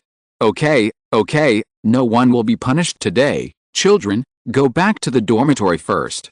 Lu Ren, come to my office. At this moment, Lu Ren's whole body was in pain after overdrawing the magic power. The blood vessels in his body were like dry rivers. Although the blood was still flowing, Lu Ren really had the illusion that his blood had been drained. His breathing gradually weakened and his consciousness became blurred. He tried to raise his hand, but found that his limbs were no longer listening to him. He tried to say something, but found that his throat could not make a sound. Dumbledore calmed down the overexcited lion cubs, and then he was keenly aware of the problems Lu Ren encountered. He quickly gathered a ball of magic power and lost it to Lu Ren. Lu Ren felt relieved of the feeling of long drought and sweet rain. Overdrawing your magic power is very dangerous. Of course, if someone refills your magic power in time, it will not be life-threatening. Dumbledore comforted and warned Lu Ren. Then he signaled Lu Ren to go with him to the principal's office. This time Lu Ren couldn't pretend he didn't hear. He was reluctant to part with the little lions, and then returned to the familiar principal's office. Dumbledore slumped on his chair after returning to the office, and then said to Lu Ren, "Lu Ren, sit down." Lu Ren showed an embarrassing smile. "Let's just stand up. When you're full, stand and digest." It was indeed my fault that the school exploded. Well, I don't mean to blame you, but I'd better be more cautious in the future. Dumbledore was very calm. Today I mainly want to say sorry to you. I changed your academy on my own initiative. I did this out of selfishness. I'm sorry. It's nothing. The anger in Lu Ren's heart had disappeared without a trace. He took a look at Dumbledore, and still got up the courage to say to him, "Professor, I don't understand, why did you let Harry live in the Vernon's house? What he received there can be said to be abused. I don't think Harry's not at the moment. It's good fortune to be cynical." Dumbledore paused. Everyone can make mistakes, and I'm no exception. I didn't expect the Vernon family to treat him like that. And there's a lot of magic involved. Petunia is Harry's only blood relative. This relationship will protect him from the persecution of Voldemort's remnants. Lu Ren frowned, and instinctively wanted to refute. "You are worried about the persecution of Voldemort's remnants, so why don't you raise him yourself, or find a professor to raise him?" But he swallowed the words that were on his lips. He realized that Dumbledore didn't have a God's perspective like he did. He didn't know that Voldemort would come back 3 years later, and he didn't see Snape clearly 3 years ago. He hadn't considered these things, and now onlookers would think that it would be better for Dumbledore to bring up the baby himself, but fans of the authorities, the best choice was to let Petunia raise Harry, and she did. Harry is important, not because he is the key to defeating Voldemort, but because his parents died for the Order of the Phoenix. No one knows the exact date of Voldemort's return. After Lu Ren figured out the key point, he nodded and let the matter go. Then he left Dumbledore's office, but before he left, he showed a wicked smile and said something to Dumbledore that almost drove him crazy. "By the way, Peter Pettigrew is an animag. See, he can turn into a mouse, the one next to Ron. Dumbledore, I'm resigning at the end of this year's term. Thank you for your support and encouragement. If you are interested, you can invest in the new book, and you will not lose money." End of this chapter. Chapter 43. What bad thoughts can a kitten have?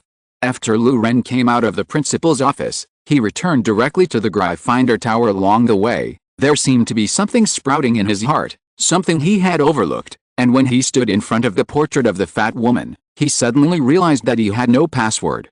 As a last resort, he just stayed in the corridor temporarily, waiting for the kind person to take him in. He wasn't crazy enough to blow up the portrait and rush in. While waiting endlessly, Lu Ren began to think. What I didn't think of just now is by no means as simple as forgetting to ask for the password. Suddenly, Lu Ren had a flash of inspiration, as if a ray of light flashed behind him, and he understood everything. He sensed the reasons for the various unreasonable dramas that were about to take place this year. Voldemort needs the Philosopher's Stone to be resurrected, so can Dumbledore bankrupt Voldemort's plan if he eats the Philosopher's Stone? Why bother to hide the stone? After hiding and not letting everyone get close to a place, it's like writing "I had something there" on my face. Moreover, the mechanism he set up was too child's play, just to stop the children. It is impossible to stop Voldemort. But what if the Philosopher's Stone was a trap? In Dumbledore's eyes, Voldemort is undoubtedly alive, but he doesn't know Voldemort's life-saving means, so he set the bait of the Sorcerer's Stone, waited for Voldemort to take the bait, and then wiped him out completely. A plan that almost succeeded, if Voldemort didn't have so many Horcruxes. The Sorcerer's Stone is Dumbledore's trap. If the plan is successful, The next 6 books will be the story of studying hard every day. But Voldemort escaped in the end, that is to say, from here, things developed beyond Dumbledore's plan, causing Dumbledore to get into trouble step by step and eventually died. But now there's me. When the time comes, just talk to Dumbledore directly, and the problem will be solved. After enlightenment, Luren was in a good mood. He saw that the surroundings were quiet, as if no one would come back, so he planned to go to Dumbledore's to make do for the night. Of course, as the headmaster of Hogwarts, he should know the password, right? Just as he was about to leave, the door to the common room opened. Hermione stood at the door and said in surprise, "Luren, you are back. I was worried that you would be locked out without knowing the password, so I opened the door every 10 minutes. Finally, I'm waiting for you." With a warm heart, Luren thanked Hermione, and then went into the Gryffindor common room. After emerging from the hole in the entrance wall, there is a circular room filled with armchairs. This is the Gryffindor common room. There is a door on the left and right of the common room, leading to the men's bedroom on the left and the women's bedroom on the right. Luren walked into the door on the left, climbed a few stairs, and entered the dormitory of the first grade, which had 6 beds. When I went to study in the UK, I lived in a 6-person room. Luren was full of emotions. The last time he lived in this kind of multi-person dormitory was when he was in high school. Now that everyone is still young, the problem is not obvious. When we get older and know more, the dormitory for multiple people will not be so convenient. Sometimes at night, watching crosstalk with a quilt covered, in order to hold back a laugh, I would shake too much, and would throw a pack of tissues down the upper bunk, which would affect my mood very much after being interrupted. But fortunately, the bed here is a single bed, with a dark red velvet curtain, which can ensure maximum privacy. When Luren entered, the roommates had already fallen asleep, and Luren tiptoed to wash up. After washing, he opened his suitcase, took out the cat bag, and brought a little tiger inside to the common room, letting him come out for a stroll. Ashamed to say it, Luren hasn't named this Siberian degradation until now, but just feeds him, shovels shit, and adds water to him every day, and he couldn't think of a good name for a while. Just think about it tomorrow. Luren pushed the matter to the next day. After walking the little tiger for a while, Luren put it back in the cat bag, then went back to the dormitory, went to bed and fell asleep.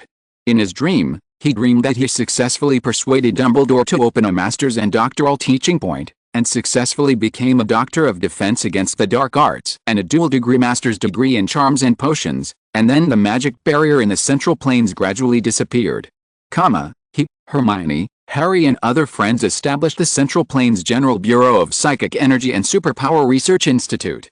When these things were done, he was not yet 30 years old. Just as he and Hermione were standing in the square waiting for the millennium to come, suddenly the sky fell. Luren was suppressed by the sky. He couldn't breathe. He opened his eyes abruptly, and there was only a fish belly pale in the east. It was still early to wake up. The little tiger didn't know how to do it, but escaped from the cat bag, and was sleeping on the face of the shit-shoveling officer. Although it was still a cub, it still weighed 5 or 6 kilograms. Luren's face was almost suffocated by such a lump of fat.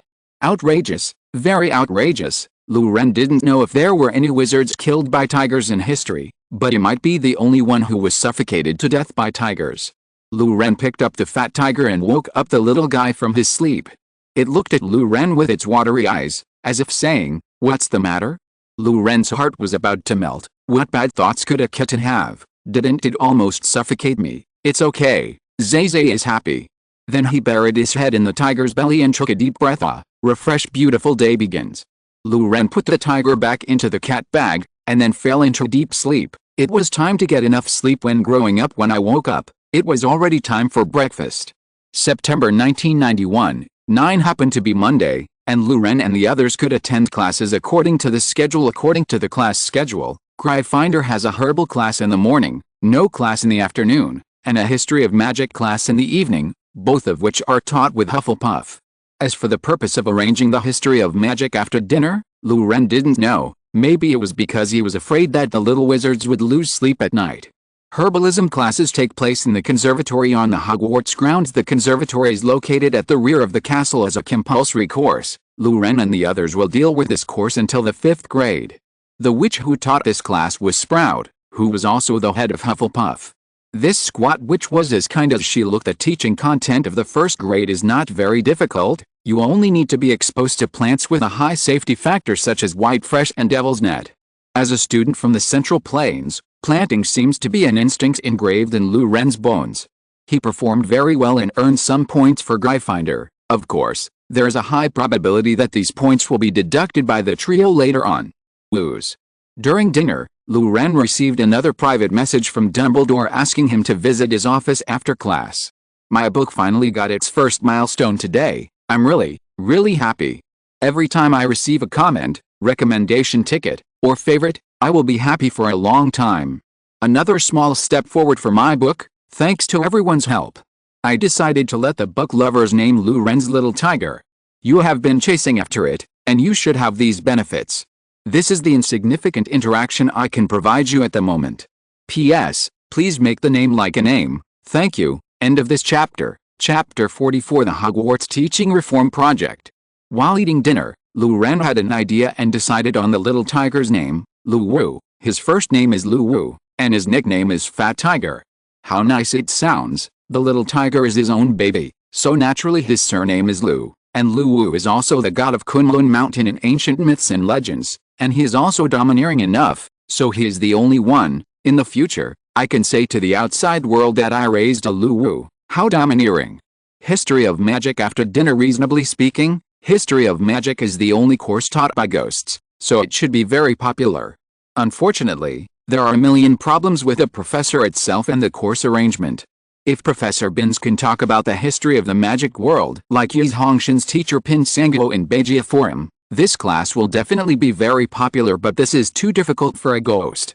Professor Binns was a teacher of the history of magic in the era of the Big Four, and he died after falling asleep. Considering the huge teaching pressure of the Hogwarts professors, this should be regarded as death from overwork, but even death can't stop him from continuing 996 and bearing the blessings of the magic world.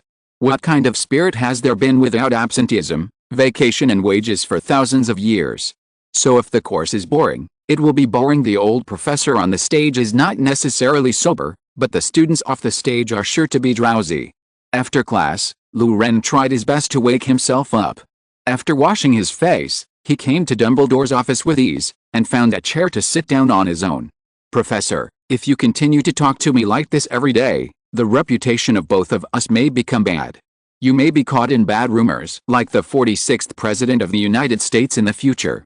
Of course, the matter between you and Grindelwald has already been written by various wives, but I'm different. I don't want to. I haven't been in a relationship yet. Dumbledore, can't I find you if it's okay? Lu Ren. You'd better have something to do. Your tone just now made me feel very wrong. Maybe I'm too impure. Dumbledore showed a smile. I had a day of class today and felt the atmosphere of the school. What do you think? There's no help. Wait to die, and say goodbye. Lu Ren directly said up by ink 3 times. What he said is not alarmist. The magic world is indeed looking like taking jujube pills now. Although it was still decent under the support of Dumbledore, the Soviet Union reached its peak during the Brezhnev period. Wouldn't it be over after 9 years? The current Hogwarts is troubled both inside and outside. The internal conflicts in the academy are intensifying. Both Ron and Hagrid have expressed their dislike of Slytherin very clearly. It is conceivable that this dislike will be passed down from generation to generation and become more and more ingrained. For 7 years, there was no friendly interaction between Slytherin and the other 3 houses, and no one from the Snake House joined Dumbledore's army. It is conceivable that after the Hogwarts War, the terrible situation of the Snake Court, their seniors launched a war, their parents invaded Hogwarts, and they retreated without a fight in the decisive battle. Stubbornness and prejudice can form a high wall, dividing what was once a collective of wizards into 2 factions. Everyone hates Slytherin. Wouldn't the Sorting Hat put students into Slytherin? Obviously not. Lu Ren felt that it was time to rescue and ease the relationship between the 4 colleges, not just the Snake Academy. There is also Hufflepuff of the Badger House. Other houses hate Slytherin, but they despise Hufflepuff. This is not right. Is it okay for the 4 colleges to be a family? Not really. The problems at Hogwarts go far beyond house contradictions, and the complacent attitude of the wizarding world has made it worse than a weasel's litter of mice. Now the wizarding world has lagged behind muggles. They really need a reform and opening up. However, 7 years of magic learning obviously does not allow little wizards to grow enough. They need more learning and practical opportunities. So Lu Ren had a set of bold ideas. Oh. Dumbledore was not angry, but became interested. Why? The confrontation of the academy, the backwardness and decline of the magic world, the lack of ability of the students. Do I need to add anything? Oh, Voldemort is also an insignificant factor. Lu Ren talked eloquently. Then do you have any measures? Dumbledore listened patiently and asked. He was not surprised. These problems were discovered by Grindelwald decades ago, but they have not been resolved yet. The child in front of me can also prophesy, and I can listen to his opinion. There is a simple solution. The current school antagonism is nothing more than a concept instilled by the elders, and it is not strong. As long as everyone can make friends across the school, the rift will gradually heal. Of course, it is very difficult to make friends with people from other colleges, so we have to artificially provide them with an environment and let them form a tighter small group. Dumbledore? Tell me in detail. Dumbledore found that what the boy said seemed to have some truth. We can divide the students into groups of 4. The 4 come from different colleges. Lu Ren threw out his own idea. Then we no longer provide free food and let the students grow their own vegetables, and the vegetables grown can go. The cafeteria is exchanged for food. Dumbledore, equals? Why the sudden mention of food? Lu Ren spread his hands and said that the little wizards nowadays are all full. I have been so idle all day long that I have nowhere to vent my energy, and Hogwarts' way of taking meals is a little bit unscientific, and every meal will cause a huge amount of waste. For example, during the school banquet, the leftover food just disappeared from the dinner plate. Where did the disappearing things go? Turned into swill. Are you worthy of the pigs, cows, sheep and roosters who paid their lives for this? Shameful. To apply the well-known paperclip of later generations, every time Hogwarts eats a meal, a plume of smoke will ignite in the Amazon rainforest. Protect the environment, starting from Hogwarts. Don't know how expensive chimney is? So simply let them pay their labor in exchange for food. The process of labor can also promote the formation of friendship among students. If louding is sensible, it is best to have a 1-to-1 ratio of men and women, and at the same time help students solve major life issues. After a little explanation from Lu Ren, the ice-snow-smart Dumbledore understood everything, and he fell into thinking. As for the quality of students, we can ask professors to release some projects during the holidays, and interested students can sign up. This way, students who want to improve will have room for improvement. Hogwarts can add 8th grade after 7th grade and the 9th grade. After graduation, students can find professors to guarantee postgraduate studies or direct PhD exams. Lu Ren raised his thoughts. He had conceived this plan for a long time, and it should be of some help to Hogwarts. Thank you for your chapters, recommendations, collections, and investments. By the way, ask for chapters, investment, recommendation tickets and collections. When collecting The Name of the Little Tiger, I was quite nervous, afraid that no one would pay any attention to me. Fortunately, several book friends provided ideas. Thank you all. The big name of the tiger is Lu Wu, and the nickname is Fat Tiger. The 4-leaf clover allowed me to think about how to get involved with a tiger. As for reminders, shall I give you a trick named Kui Zheng, but visually, it won't be used within 100 chapters. Thank you for your support. End of this chapter. Chapter 45. Dumbledore played a big game. Dumbledore fell into deep thought. Oops, not bad. Lu Ren's thinking is actually quite reliable. You go back first, let me think twice. Dumbledore sent Lu Ren away. After staring at the ceiling for more than 2 hours, he released a spell. The night at Hogwarts was quiet. On the first day of school, there was no homework or entertainment. Both the professor and the little wizard went to bed early, but Dumbledore's voice suddenly rang in the ears of the 4 deans. Please come to my office. The 4 of them woke up from their dreams with no sleepiness at all. Soon, Professor McGonagall in a plaid pajamas, Professor Snape in a black silk pajamas embroidered with pale yellow lilies, and Professors Flitwick and Sprout all rushed to the headmaster's office. Why wake us up in the middle of the night? Does the great headmaster not know how heavy our teaching tasks are? Snape began to sneer after he came in. He knew that Dumbledore must have something important to call the deans that night, but he still couldn't help it. Don't be impatient, Severus, I do have something to discuss with you. I don't know how long this late-night meeting lasted, but from the dark circles on the faces of the deans the next morning, it can be seen that they slept very late last night. Nothing happened the next day. It's just that there are countless owls flying in and out of Hogwarts airspace. Lu Ren and the others took herbal medicine class, spell class, and transfiguration class in turn, and spent a fulfilling Tuesday. On Wednesday, things changed dramatically. A piece of news shook Hogwarts like thunder. Hogwarts food must be bought by students themselves. Is the school bankrupt? Fred looked shocked. It can't be like this. My father is the director. I will contact him. The accumulation of the Malfoy family for hundreds of years will never let Hogwarts go bankrupt. Malfoy has already taken out a quill and parchment, and began to write quickly. Just now, Dumbledore announced in front of the teachers and students of the school that Hogwarts will no longer provide students with unlimited food. Each student can receive 1 pound of black bread, half a pound of bacon, half a pound of boiled vegetables, and unlimited supply of boiled water every day. All other materials need to be exchanged by students with contribution points. The ordinance came into effect a week later. These low-income foods can only ensure that students will not starve to death, but the quality of life will definitely become very poor. So as soon as the voice fell, it caused a violent sensation. At the same time, Dumbledore also said that in the future, the students will form groups of 4 from the school, and the group members will share their contribution points. Each team will have a small piece of land to grow crops, which can be exchanged for contribution points at the exchange office. Teachers of various subjects and students with rich contribution points can post tasks in the school, and students who accept and complete the tasks can also be rewarded with contribution points. During the holidays, professors will also launch student projects. The specific projects will be announced at the end of the semester. Interested students can participate and win rewards such as galleons, contribution points, and potions.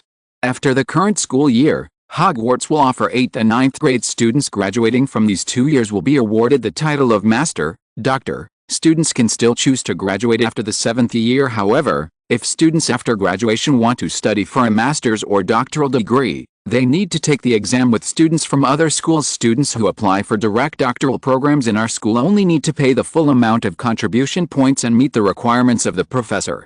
At the same time, the school recruits teaching assistants and general lecturers in various subjects. Teachers will be divided into professional titles: teaching assistant, lecturer, associate professor, professor. The current teachers of each subject are defaulted as professors, and the deans confer the title of tenured professors. The school will add several courses. The school will open the arena every weekend. Everyone will have a 1-vote 1-duel in a specific classroom. The winner will get points for promotion, and the loser will lose points. Contribution points are issued monthly according to the arena ranking. Because the upper grades will crush the lower grades, it is forbidden for the upper grades to initiate a duel with the lower grades. If the duel between the upper grades and the lower grades fails, a large number of points will be deducted. If the first grade beats the 7th grade, it is very likely that the 7th graders' points will be cleared directly. There are still many new regulations and rules, and Dumbledore did not repeat them one by one. A stone stirred up 1,000 waves.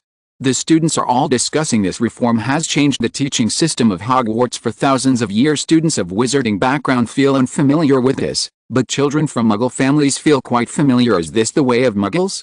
Hogwarts took the first step towards secularization. Many students from wizarding families were writing letters to their parents, but when Dumbledore continued to read, they were all dumbfounded. Lucius Malfoy and other school directors expressed their support for this matter. The reform of Hogwarts has also been approved by the Ministry of Magic.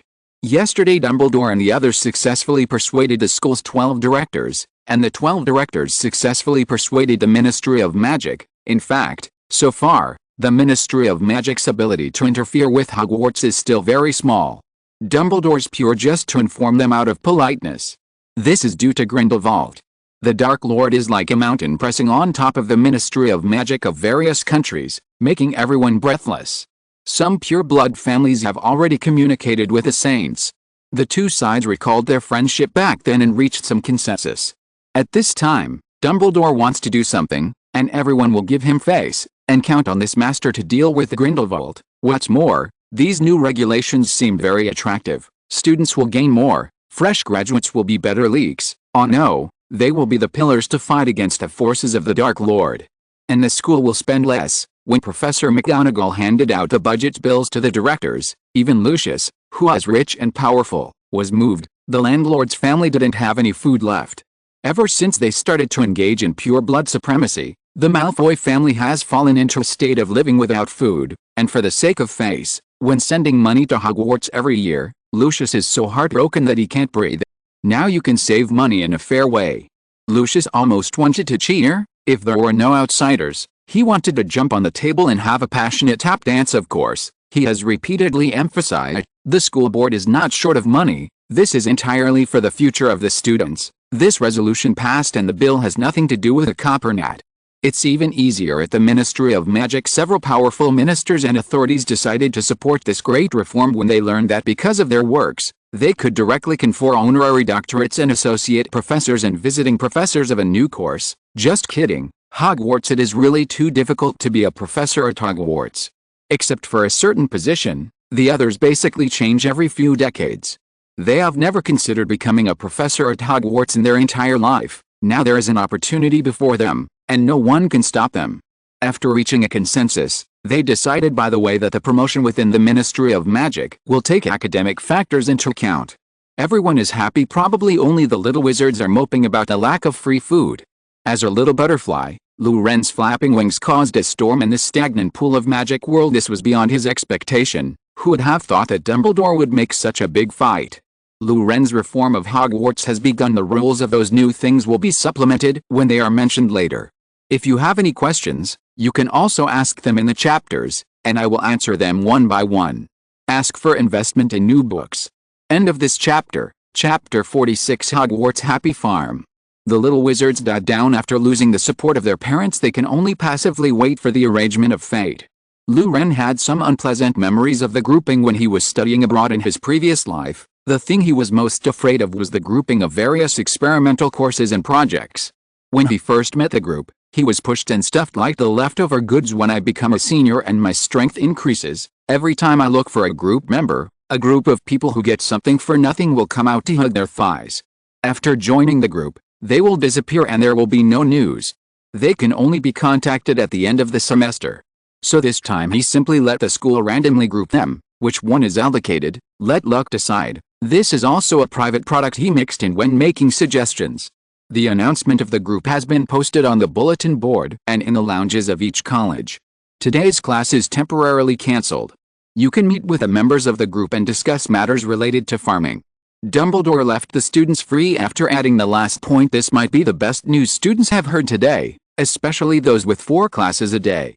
The students dispersed in a rush. Lou Ren didn't go back to the Gryffindor Tower. He was going to watch his group on the bulletin board, and then call the team members together. Time was running out. The school will start to implement new regulations in a week. They have to hurry up to plant something, although there is a ripening magic, but still have to set aside a certain amount of time. There are already quite a few students gathered under the bulletin board. Fortunately, there are not many people in each grade, and the total number of all groups is less than, groups. Group, Harry Potter, Ernie Macmillan, Lisa Dupin, Pansy Parkinson. Group 2, Hermione Granger. The third group.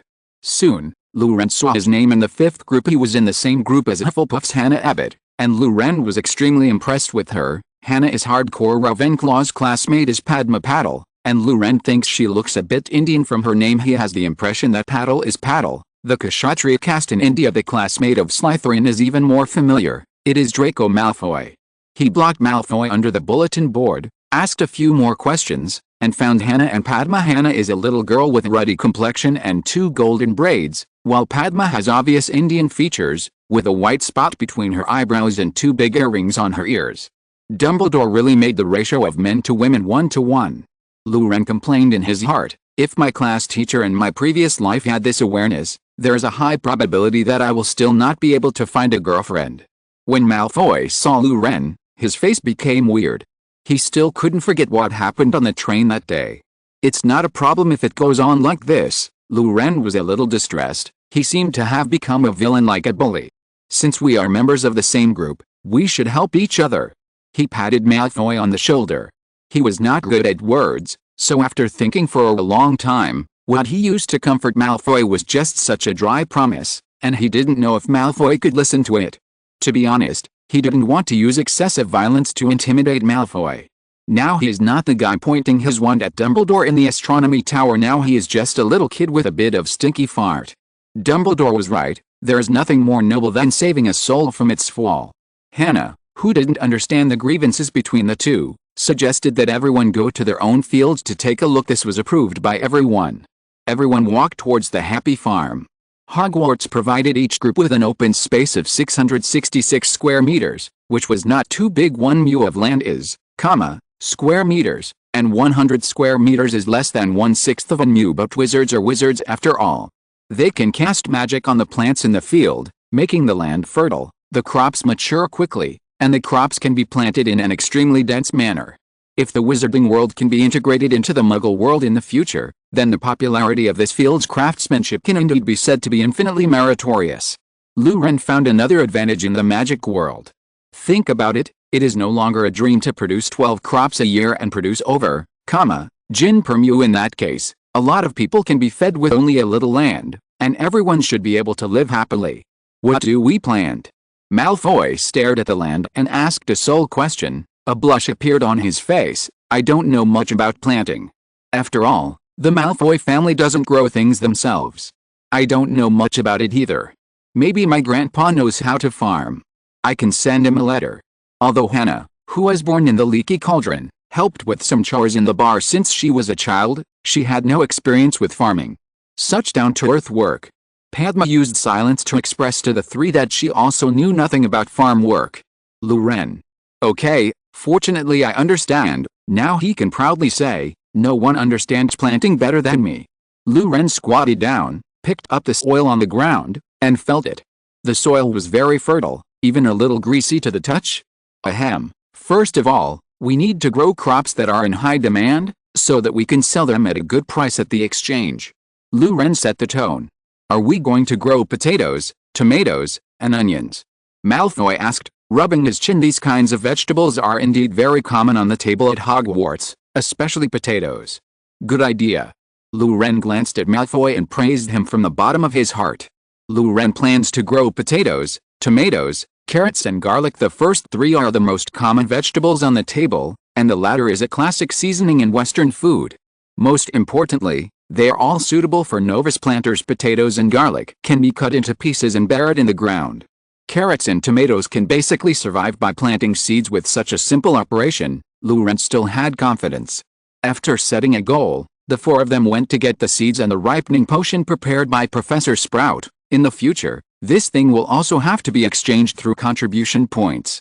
Just when Malfoy and the others were about to plant the seeds, Luren stopped them. Luren vaguely remembered loosening the soil before planting. Does this kind of black soil need to be loosened? Cannot remember. Muggle loosening the soil is physical work, but wizards are different. Confringo. In the case of deliberately reducing the injection of magic power, Luren cast a blasting spell on the ground, and the effect was outstanding. The ground seemed to be buried in firecrackers. The soil swelled slightly, then rolled over and became very soft. Confringo. Confringo. Luren cast spells continuously and plowed a, square meter ground. The output of magic power is relatively small this time, but it is not very tiring. Come on, quickly plant things in. Luren ordered to the stunned three people beside him. Thank you for your votes and chapters. End of this chapter. Chapter 47. Ron Weasley wants to lick the cat. Luren and his team are absolutely efficient. When they finished planting the seeds and spreading the medicine, some groups were still arguing about what to plant.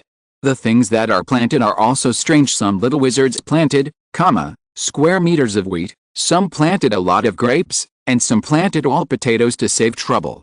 But when the sun went down, all the groups planted their own crops. The plants are slowly sprouting in the soil, waiting for the little wizards to harvest them. Of course, there are also some senior students who are not satisfied with just harvesting their own crops. Thursday is normal class. In the morning there was a charms lesson with Ravenclaw, a history of magic lesson, and in the afternoon a transfiguration lesson and flying lesson. Transfiguration with Ravenclaw, flying with Slytherin. Charms class and history of magic are the same. Professor Flitwick asked everyone to review the levitation charm learned in the first class, and then he changed the teaching plan and put aside the levitation charm that should have been further studied. He had the students begin learning the growth mantra. This spell can make plants grow bigger and faster. It's a practical little spell, and it's not difficult. The wand is broken, and only Hagrid with a third-year education can use it. It's not a big problem for the little wizards to study it carefully. The history of magic is still the same. Professor Binns can tell the thrilling Goblin War that can be written into a novel as plain water. What else can you expect? Until lunchtime, Luren's eyes were too sleepy to open. No, No. I have to take a nap later. Lou Ren said to Harry and Ron while yawning. Go to the transformation class in the afternoon by yourself. I can wake up on time. Transfiguration is a little different. There is a beautiful tiger cat squatting in today's transformation classroom. The cat's hair is clean and smooth, with spots of oily shine. There is a small circle of patterns around the eyes, which looks a bit like glasses. In the transformation class on Tuesday, Professor McGonagall gave up the transformation she had insisted on for decades. She was so tired that she was tossed by Dumbledore all night last night, and she didn't have much rest in the early morning. She had to communicate with people in various fields of the magic world by email, which made her state so bad that she didn't dare to make a transformation when she was half asleep and half awake. So the freshmen took a well-regulated transformation class in class. Professor McGonagall even needs to pinch his palm from time to time to keep awake. However, catgirl transformation is essential. These kids are incomplete if they haven't seen this. So taking advantage of the absence of class on Wednesday, after taking a good night's sleep, Professor McGonagall decided to open the eyes of these children. She came to the classroom early and got ready. The door of the Transfiguration classroom was pushed open. In came a skinny boy with dark hair, a girl with brown hair, and a boy with red hair and freckles. It was Ron, Harry and Hermione. Lou Ren went back to the dormitory to sleep, and the three of them chatted in the common room. There was no need to do homework, because there was no class yesterday. After chatting for a while, Harry suggested to go to the Transfiguration classroom earlier. Last time he was reprimanded by Professor McGonagall because he almost lost his way because of the complicated terrain. He must not repeat the same mistake this time. So they arrived a little earlier than other students. I think it's easier to grow potatoes, but we can't just grow potatoes. Hermione was a little angry. Is there something wrong with Ron's brain? The, square meters of land are all planted with potatoes. Look, there's a cat over there. Harry changed the subject. What a beautiful cat. Harry sighed in his heart, and he was super temperamental. Really? It's so beautiful. Hermione's eyes are full of little stars. She likes cats very much, and she has decided to buy a cat in Diagon Alley during the summer vacation and bring it to school. Have you seen this cat at school before? No. Harry and Ron replied in unison. Maybe they ran out of the Forbidden Forest. Impossible. The cat's hair is so smooth, it looks like it has been carefully groomed. But it may be Hagrid's cat. Hermione made an inference. While speaking, the three of them gathered around the tiger cat and began to observe carefully. Lou Ren also has a cat. Ron couldn't control his hands. I saw it several times in the dormitory.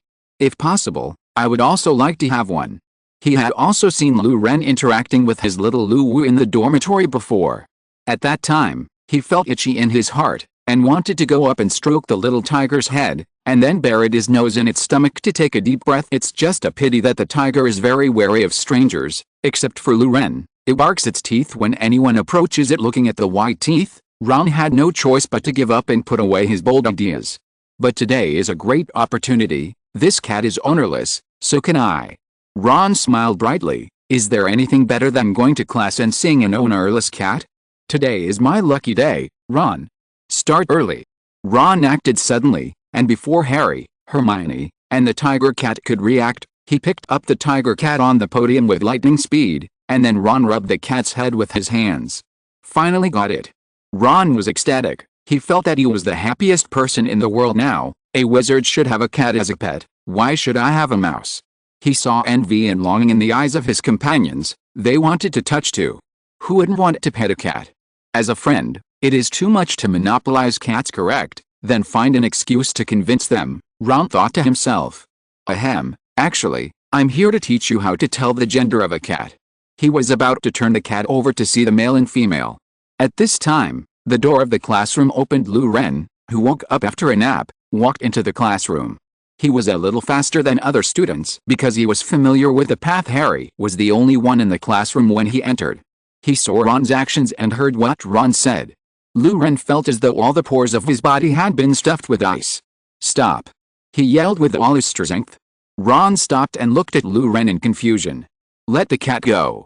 Lou Ren yelled. Do you know how unscientific your posture of catching the cat is?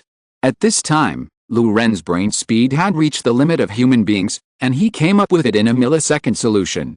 If Ron turned the cat over, Lou Ren would go to the principal's office today to complete the withdrawal procedures, But fortunately, he stopped him in time. At this time, he must not say rashly, "This is Professor McGonagall," and should find a chance to let Ron let the cat go. At least he can survive this way. Ron, you wish you were lucky. Ron was ashamed when he heard Lou Ren's words. He let go of his hand immediately, and the cat flew out of the classroom like an arrow from the string. Lou Ren breathed a sigh of relief. All is well and happy.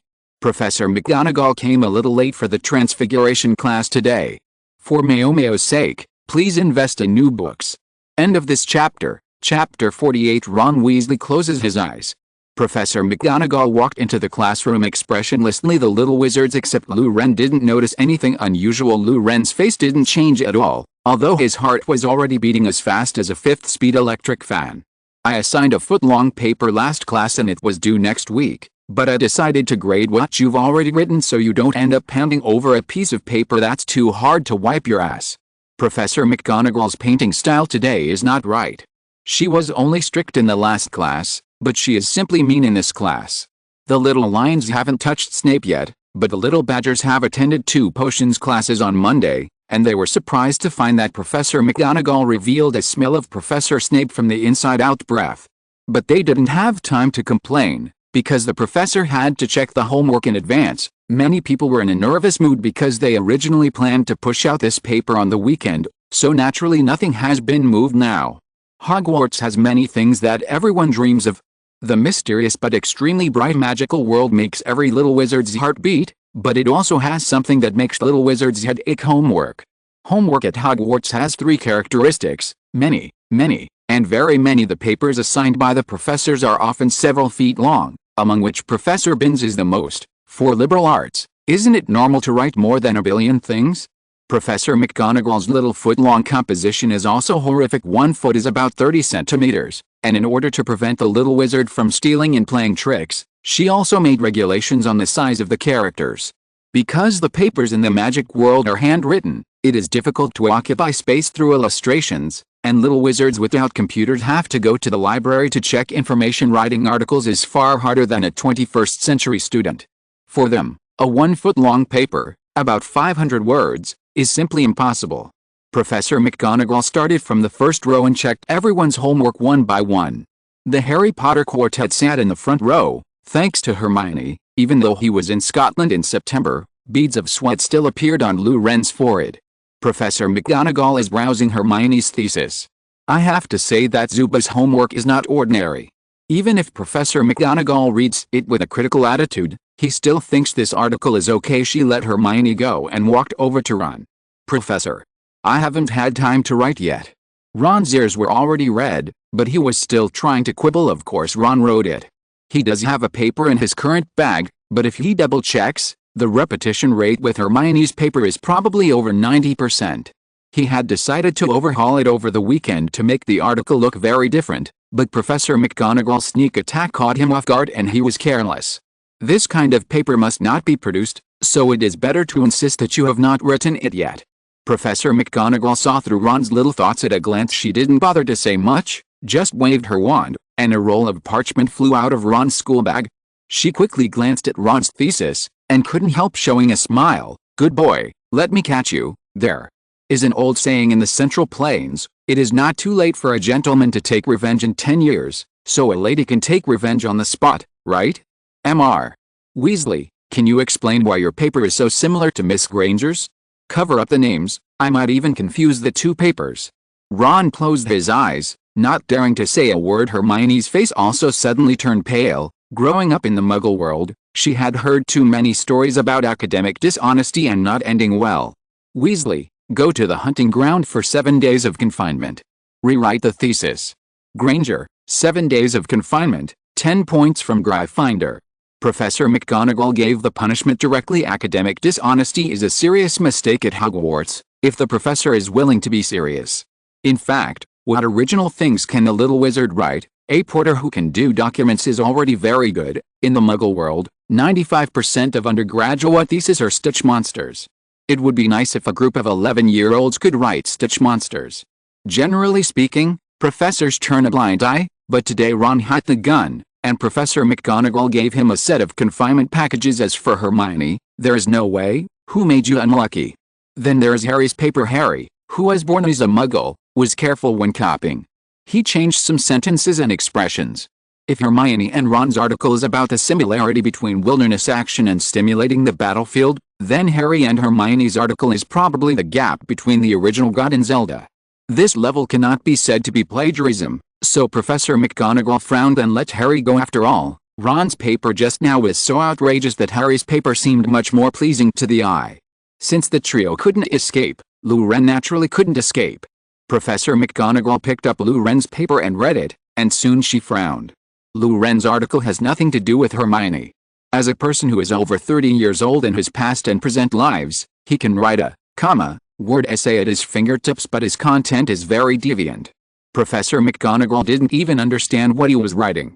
Discussing science in the wizarding world is a somewhat silly thing to do, although there are many spells and phenomena that Lou Ren can use science as a cover to talk about it, but the Transfiguration class is an exception. It's a fairly unscientific magic class. Of course, all magic is unscientific, how else would it be called magic? But the Transfiguration class was really beyond Lou Ren's understanding. His meager knowledge reserve can't explain all this at all. Everything in the Transfiguration class challenges Lou Ren's three views. Lou Ren really couldn't think of a reason to deceive his heart.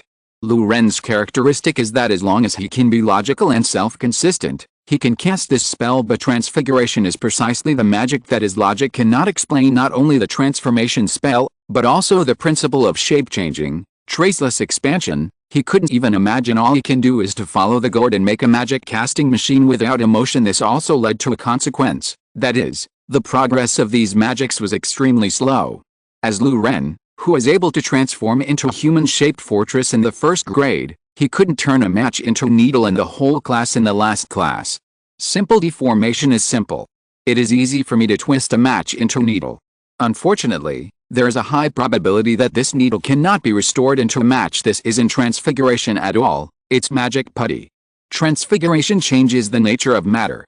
Matches are wood and phosphorus, but under the influence of magic, they can become steel. This is not even more outrageous. The most outrageous thing is that Professor McGonagall can turn the desk into a pig. Lou Ren touched it. It was really a live pig. At that time, the pig still wanted to hug him.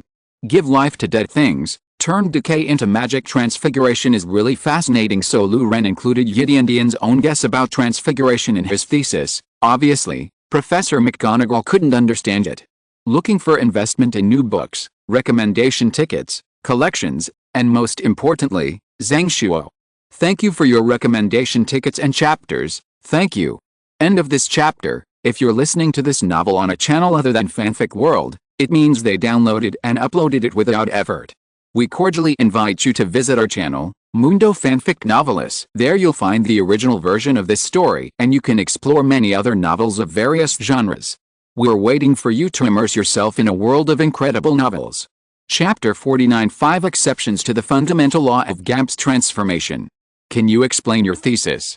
Professor McGonagall struggled out of the subway. Old man, mobile phone state. For a while, she thought that the child in front of her was scribbling. Lou Ren did not scribble, he came prepared. His physical chemistry is not bad. Physical chemistry here is a class, not physics and chemistry. Lou Ren's physics is quite average. Professor, you want to turn a match into a needle. In my opinion, this involves the transformation of the substance itself. I want to break the chemical bonds of cellulose, potassium chlorate, and other substances in the match to obtain atoms such as carbon atoms and oxygen atoms, and then turning the molecules themselves into iron atoms. Professor McGonagall's expression gradually became dull. Professor McGonagall, what is this? Looks like he's not quite the same as those three little brats, thought Professor McGonagall. Trying to use science to explain magic is stupid, dear Mr. Lou. There are many predecessors who tried to take such a road, but in the end their attempts failed. You are an extremely talented wizard, I hope you don't mistake yourself. After she finished speaking, she took a complicated look at Lou Ren, who was sitting in the first row with a serious face, and the three little wizards beside him who had fallen into confusion. She tapped on the desk next to her lightly. That's all for today's homework inspection. I hope you can seriously complete the homework I assigned and don't plagiarize. If you let me see this kind of similar homework again, then sending you to accompany Mr. Weasley and Miss Granger.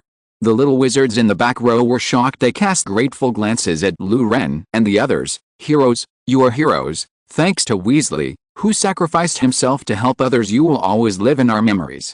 Professor McGonagall glanced at Lou Ren, still a little worried. She decided to give Lou Ren a popular science about the consequences of the failure of the transfiguration technique, so that the child would not want to conduct various experiments. According to legend, there once lived two feuding wizarding families on the island of Delia, the McBoons and the McLovers. In a wizarding duel, the head of the McBone family, Gentis McBone, killed Dougald McIver, the head of the McBone family. In retaliation, members of the McLeaver clan attacked the McBoon clan and turned all of its members into five-legged monsters. It turned out that the McLovers were no match for the five-legged monsters at all. When they wanted to transform the McBoons back, they found that the transfiguration couldn't be reversed in the end. The McLeaver clan was wiped out by the five-legged monster. The consequences of failure to transform are extremely serious, and I hope you don't try indiscriminately. Professor McGonagall calmed down the scene with real examples. Looking at the well-behaved Lou Ren, she felt that her goal had been achieved. Just as she was about to get the transfiguration class back on track, the well-behaved Lou Ren raised his hand again to apply for a speech. Professor McGonagall took a deep breath to calm herself down, and she secretly swore that if Lou Ren was using Muggle science as an excuse this time, then she couldn't be blamed for being merciless. Professor, what exactly is transfiguration? This question is not bad. Professor McGonagall breathed a sigh of relief. She was really afraid that the child would ask her to answer the transformation process of wood and iron. Transfiguration has many branches. The main one is the magic spell that changes perception and things themselves, but the essence of things will not change. Do you understand when I say this? There are three kinds of transformations: ordinary transformation, semi-permanent transformation, and permanent transformation. The only difference is the length of time the deformed objects last. Basically, ordinary wizards can achieve semi-permanent transformation with a little training, but almost no one can achieve permanent transformation. No matter what kind of transfiguration, you must follow the basic rules of GAMS transfiguration. Now that we have talked about this today, I will give you a general introduction to the 5 exceptions to the basic rules of GAMS transformation, so as not to entangle you any longer. First, wizards cannot conjure food and drink out of thin air, nor can they turn other things into food. Even if you turn the table into a cake and eat it, you can't absorb nutrients, because it's just a pile of wood. Second, living and dead objects cannot be transformed permanently. I did turn the disc into a pig last class, but when my magic goes off, it still turns into a table. Even if you cast a demolition spell on a pig, you end up with a pile of wooden table fragments instead of the remains of the pig. Third, transfiguration cannot conjure magical items such as broomsticks. Some countries like to throw gold galleons in Quidditch matches, and that is the transformed gold galleons. It will disappear over time. The Ministry of Magic of many countries prohibits this transformation. Fourth, deformation cannot change the quantity. A match can only become a needle. Fifth, transfiguration is not created out of nothing, which overlaps with the first one a bit, but this is very important. These are the 5 exceptions to the basic law of GUMP's metamorphosis. Mr. Lou, I hope you are all right. Professor McGonagall has already begun to organize the matches that will be used later. Lou Ren smiled and accepted it all. Maybe a wizard with powerful mana can change the nature of matter, but ordinary transfiguration spells are nothing more than changing the appearance of things. Although it is still magical, it is not so shocking. As the saying goes, if this thing sounds like a sheep, walks like a sheep, and looks like a sheep, then it is a sheep.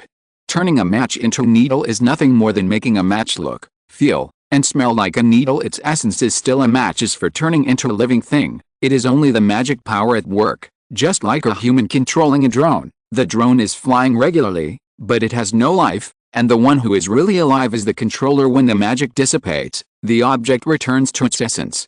As for the appearance of the object, it is still testing the imagination of the caster. The more detailed the details, the more realistic the item will be. After Lou Ren figured it out, his thoughts became clear and he was in a good mood. It happened that Professor McGonagall distributed the matches for everyone to practice. Lou Ren picked up his wand and recalled the appearance of the embroidery needle in his mind. Vira Verto, the match began to twist, and then turned into a needle with a beautiful pattern on it. Yes, exactly as I imagined. Lou Ren smiled happily. I can try to conjure up a few figures in the future. Professor McGonagall also smiled happily. The kid has a clue. Good job. Compared with the last class, it can be said that it has improved rapidly. 5 points for Gryffindor. In the last class, like most little wizards, Luren stared at the match and couldn't make it change. Now after untying the knot in my heart, I succeeded all at once. Another happy lesson, only Ron and Hermione's injured world is complete. End of this chapter. Chapter 50. Talent is not enough magic power to make up. Everyone hurry up and invest in new books. Luren's rapid progress inspired other students present, and they all took out their wands and started to try. Then it proved that not everyone can get an epiphany after listening to the professor. The second half of the class was a complete garbage time for Luren. He had finished his task for this class, and then he took out a notebook, and began to apply various strange transformations to the notebook, turning the notebook into a piece of wood for a while, and turning it into a humanoid shape for a while. Object. His imagination is not rich enough to turn the notebook into a figure for the time being. Mag looked at Luren's appearance, and a smile flashed in his eyes. Her first impression of Luren was quite good. Without him, she might have been burned to death in a foreign country. Moreover, this kid is good looking and has good talent. You can tell from his spellcasting that he has a very good talent in transfiguration. If he still wants to stay in school after graduation, I will accept him as a graduate student. Professor McGonagall has already appointed Luren as her graduate student. Time passed as the little wizards tried again and again after class. Professor McGonagall did not assign any extra homework, and the little wizards only needed to hand in their papers next week. As for the stick-to-formation technique, they still need to practice hard after class. If no extra homework is the first good news, then flying lessons is undoubtedly the second good news this year. Due to the influence of farming, the training time of Quidditch has been compressed. Therefore, the captains of the 4 colleges collectively proposed to advance the flight class. They all hope that this year's freshmen can have access to the flight class earlier, which will also facilitate them to find suitable flying seedlings in advance. So the flying lesson, which was supposed to start in the second week of school, met the little wizards in the first week. After class, everyone was excitedly discussing the upcoming flight lesson. After all, flying is the original dream of human beings. The fly in the ointment is that the Gryffindor lion cubs have to take lessons with the Slytherin cubs. It's unlucky, Harry said dejectedly. It's fine if you want to make a fool of yourself, and make a fool of yourself in front of the students of the 2 colleges. Can't this kind of class be taught independently in each house? As a child who grew up in a Muggle family, Harry has always been a little unconfident. He is afraid that he will make a fool of himself again. While chatting, they went to the venue of the flying lesson, and then met the freshmen of Slytherin. The head of the Slytherin house is Marcus Flint, the captain and chaser of their house's Quidditch team. He was tall, muscular, with large eye teeth, deceitful gray eyes, and a mop of black hair. There were even rumors at school that he had some troll blood. Hey, look at this group of freshmen. The students of Gryffindor College are stretching their hips every year. Marcus stopped the Gryffindor students. He decided to take care of these Gryffindor juniors before class today. Dumbledore, that bad old man, forced him to grow vegetables with the Gryffindor guys, which made him very unhappy today. Just took these freshmen to vent their anger. The Slytherin freshmen behind fell silent for a while. Every freshman had his own group members in the opposite Gryffindor house, and they were really unwilling to provoke for no reason. But the rule of Slytherin house is that the lower grades must obey the higher grades unconditionally, and they dare not disobey Marcus' orders. In a dilemma, they fell into silence. Marcus couldn't help being furious because he didn't get support. He grabbed Malfoy, who was huddled in the crowd, and said, "Draco, do you think I'm right?" Malfoy's face was flushed red, and he murmured, not daring to look directly at Marcus. "Marcus, it's ridiculous that you have fallen into such an idle state." A thick male voice came from behind Harry. The man who came was Gryffindor's team captain and goalkeeper Oliver Wood. "I'm ashamed of bullying the students of my own college every day. You should focus on your revision. I think you will repeat a grade soon." Seeing Wood coming, coupled with the uncooperativeness of the juniors, Marcus lost the interest to continue provoking him. He let go of Malfoy, turned to Wood and said, "You should think about how to fight in the game. Don't be beaten too badly by us." Which house was the one that was beaten badly by Slytherin last year? "I can't remember clearly." Wood was exposed in public, and his face became ugly. With a snort, he walked to the place of the flying lesson, a flat lawn in front of the castle gate. Opposite the lawn was the Forbidden Forest, and the dark trees in the distance were swaying in the wind. Luren and the others quickly followed, and they could still hear Marcus's hoarse roar when they walked tens of meters away. "We 5th graders are your best big brothers. If you encounter problems, we will kindly help you. In Slytherin House, senior students have the final say. Put away your little thoughts. When the Slytherin freshmen arrived, the Gryffindor students were already waiting there, and 20 broomsticks were neatly arranged on the ground. Public property is always tattered, and Hogwarts is no exception. The broom on the ground was worn out and old, and some branches poked out in all directions. It is no different from a real broom for sweeping the floor. The flying lesson was taught by Ms. Hooch. She has silver gray hair, but it's a pity that it's cut very short, a standard cut. She also has yellow eagle eyes. It would look great if her hair was longer. Lou Ren commented in his heart. The freshmen stood clearly on both sides of the field, while Marcus and Wood stood on the edge of the field with their shoulders crossed. Okay, what are you waiting for? Come on, everyone stand next to a broom, hurry up. Ms. Hooch was an impatient witch. She kept urging everyone to hurry up. Put your hand over the handle of the broomstick, Ms. Hooch shouted from the front, and say, get up. The most common form of transportation in the wizarding world, the broomstick is a very ubiquitous magical item that responds to some of the simplest commands, such as get up. At the same time, they can also perceive the heart of the wizard. To be precise, they are watching people order dishes. Get up. Harry yelled at his broom, and the broom immediately jumped into his hands. There were only a handful of people like this, and most people's brooms were lazy and didn't want to move. But after Lou Ren next door spoke, the broom just turned over, and it could be seen that it was lazy, like a college student on a Sunday, not wanting to get up from the bed at all. Lou Ren couldn't get used to it. He directly cast the floating spell and pulled the broom into his hand. The process was so smooth that no outsider noticed. HMPH, fight with me, you're still young. Everyone who hasn't invested in the new book, hurry up and invest. I have received a signing notice, and this book is about to be signed next week after the editor goes to work. I'll go and get the signing process done. Really happy to be able to sign. Thank you for your support, especially those book friends who insist on voting and posting articles every day. Thank you for your company all the way. I'm happy. I have to add more after signing the contract. End of this chapter. End of this chapter. Thank you very much for reaching the end. Don't forget to like. Looking for more exclusive content and immediate access? Subscribe to our Patreon. Remember, every like, subscription, or donation encourages us to continue. Thanks to everyone. See you in the next video.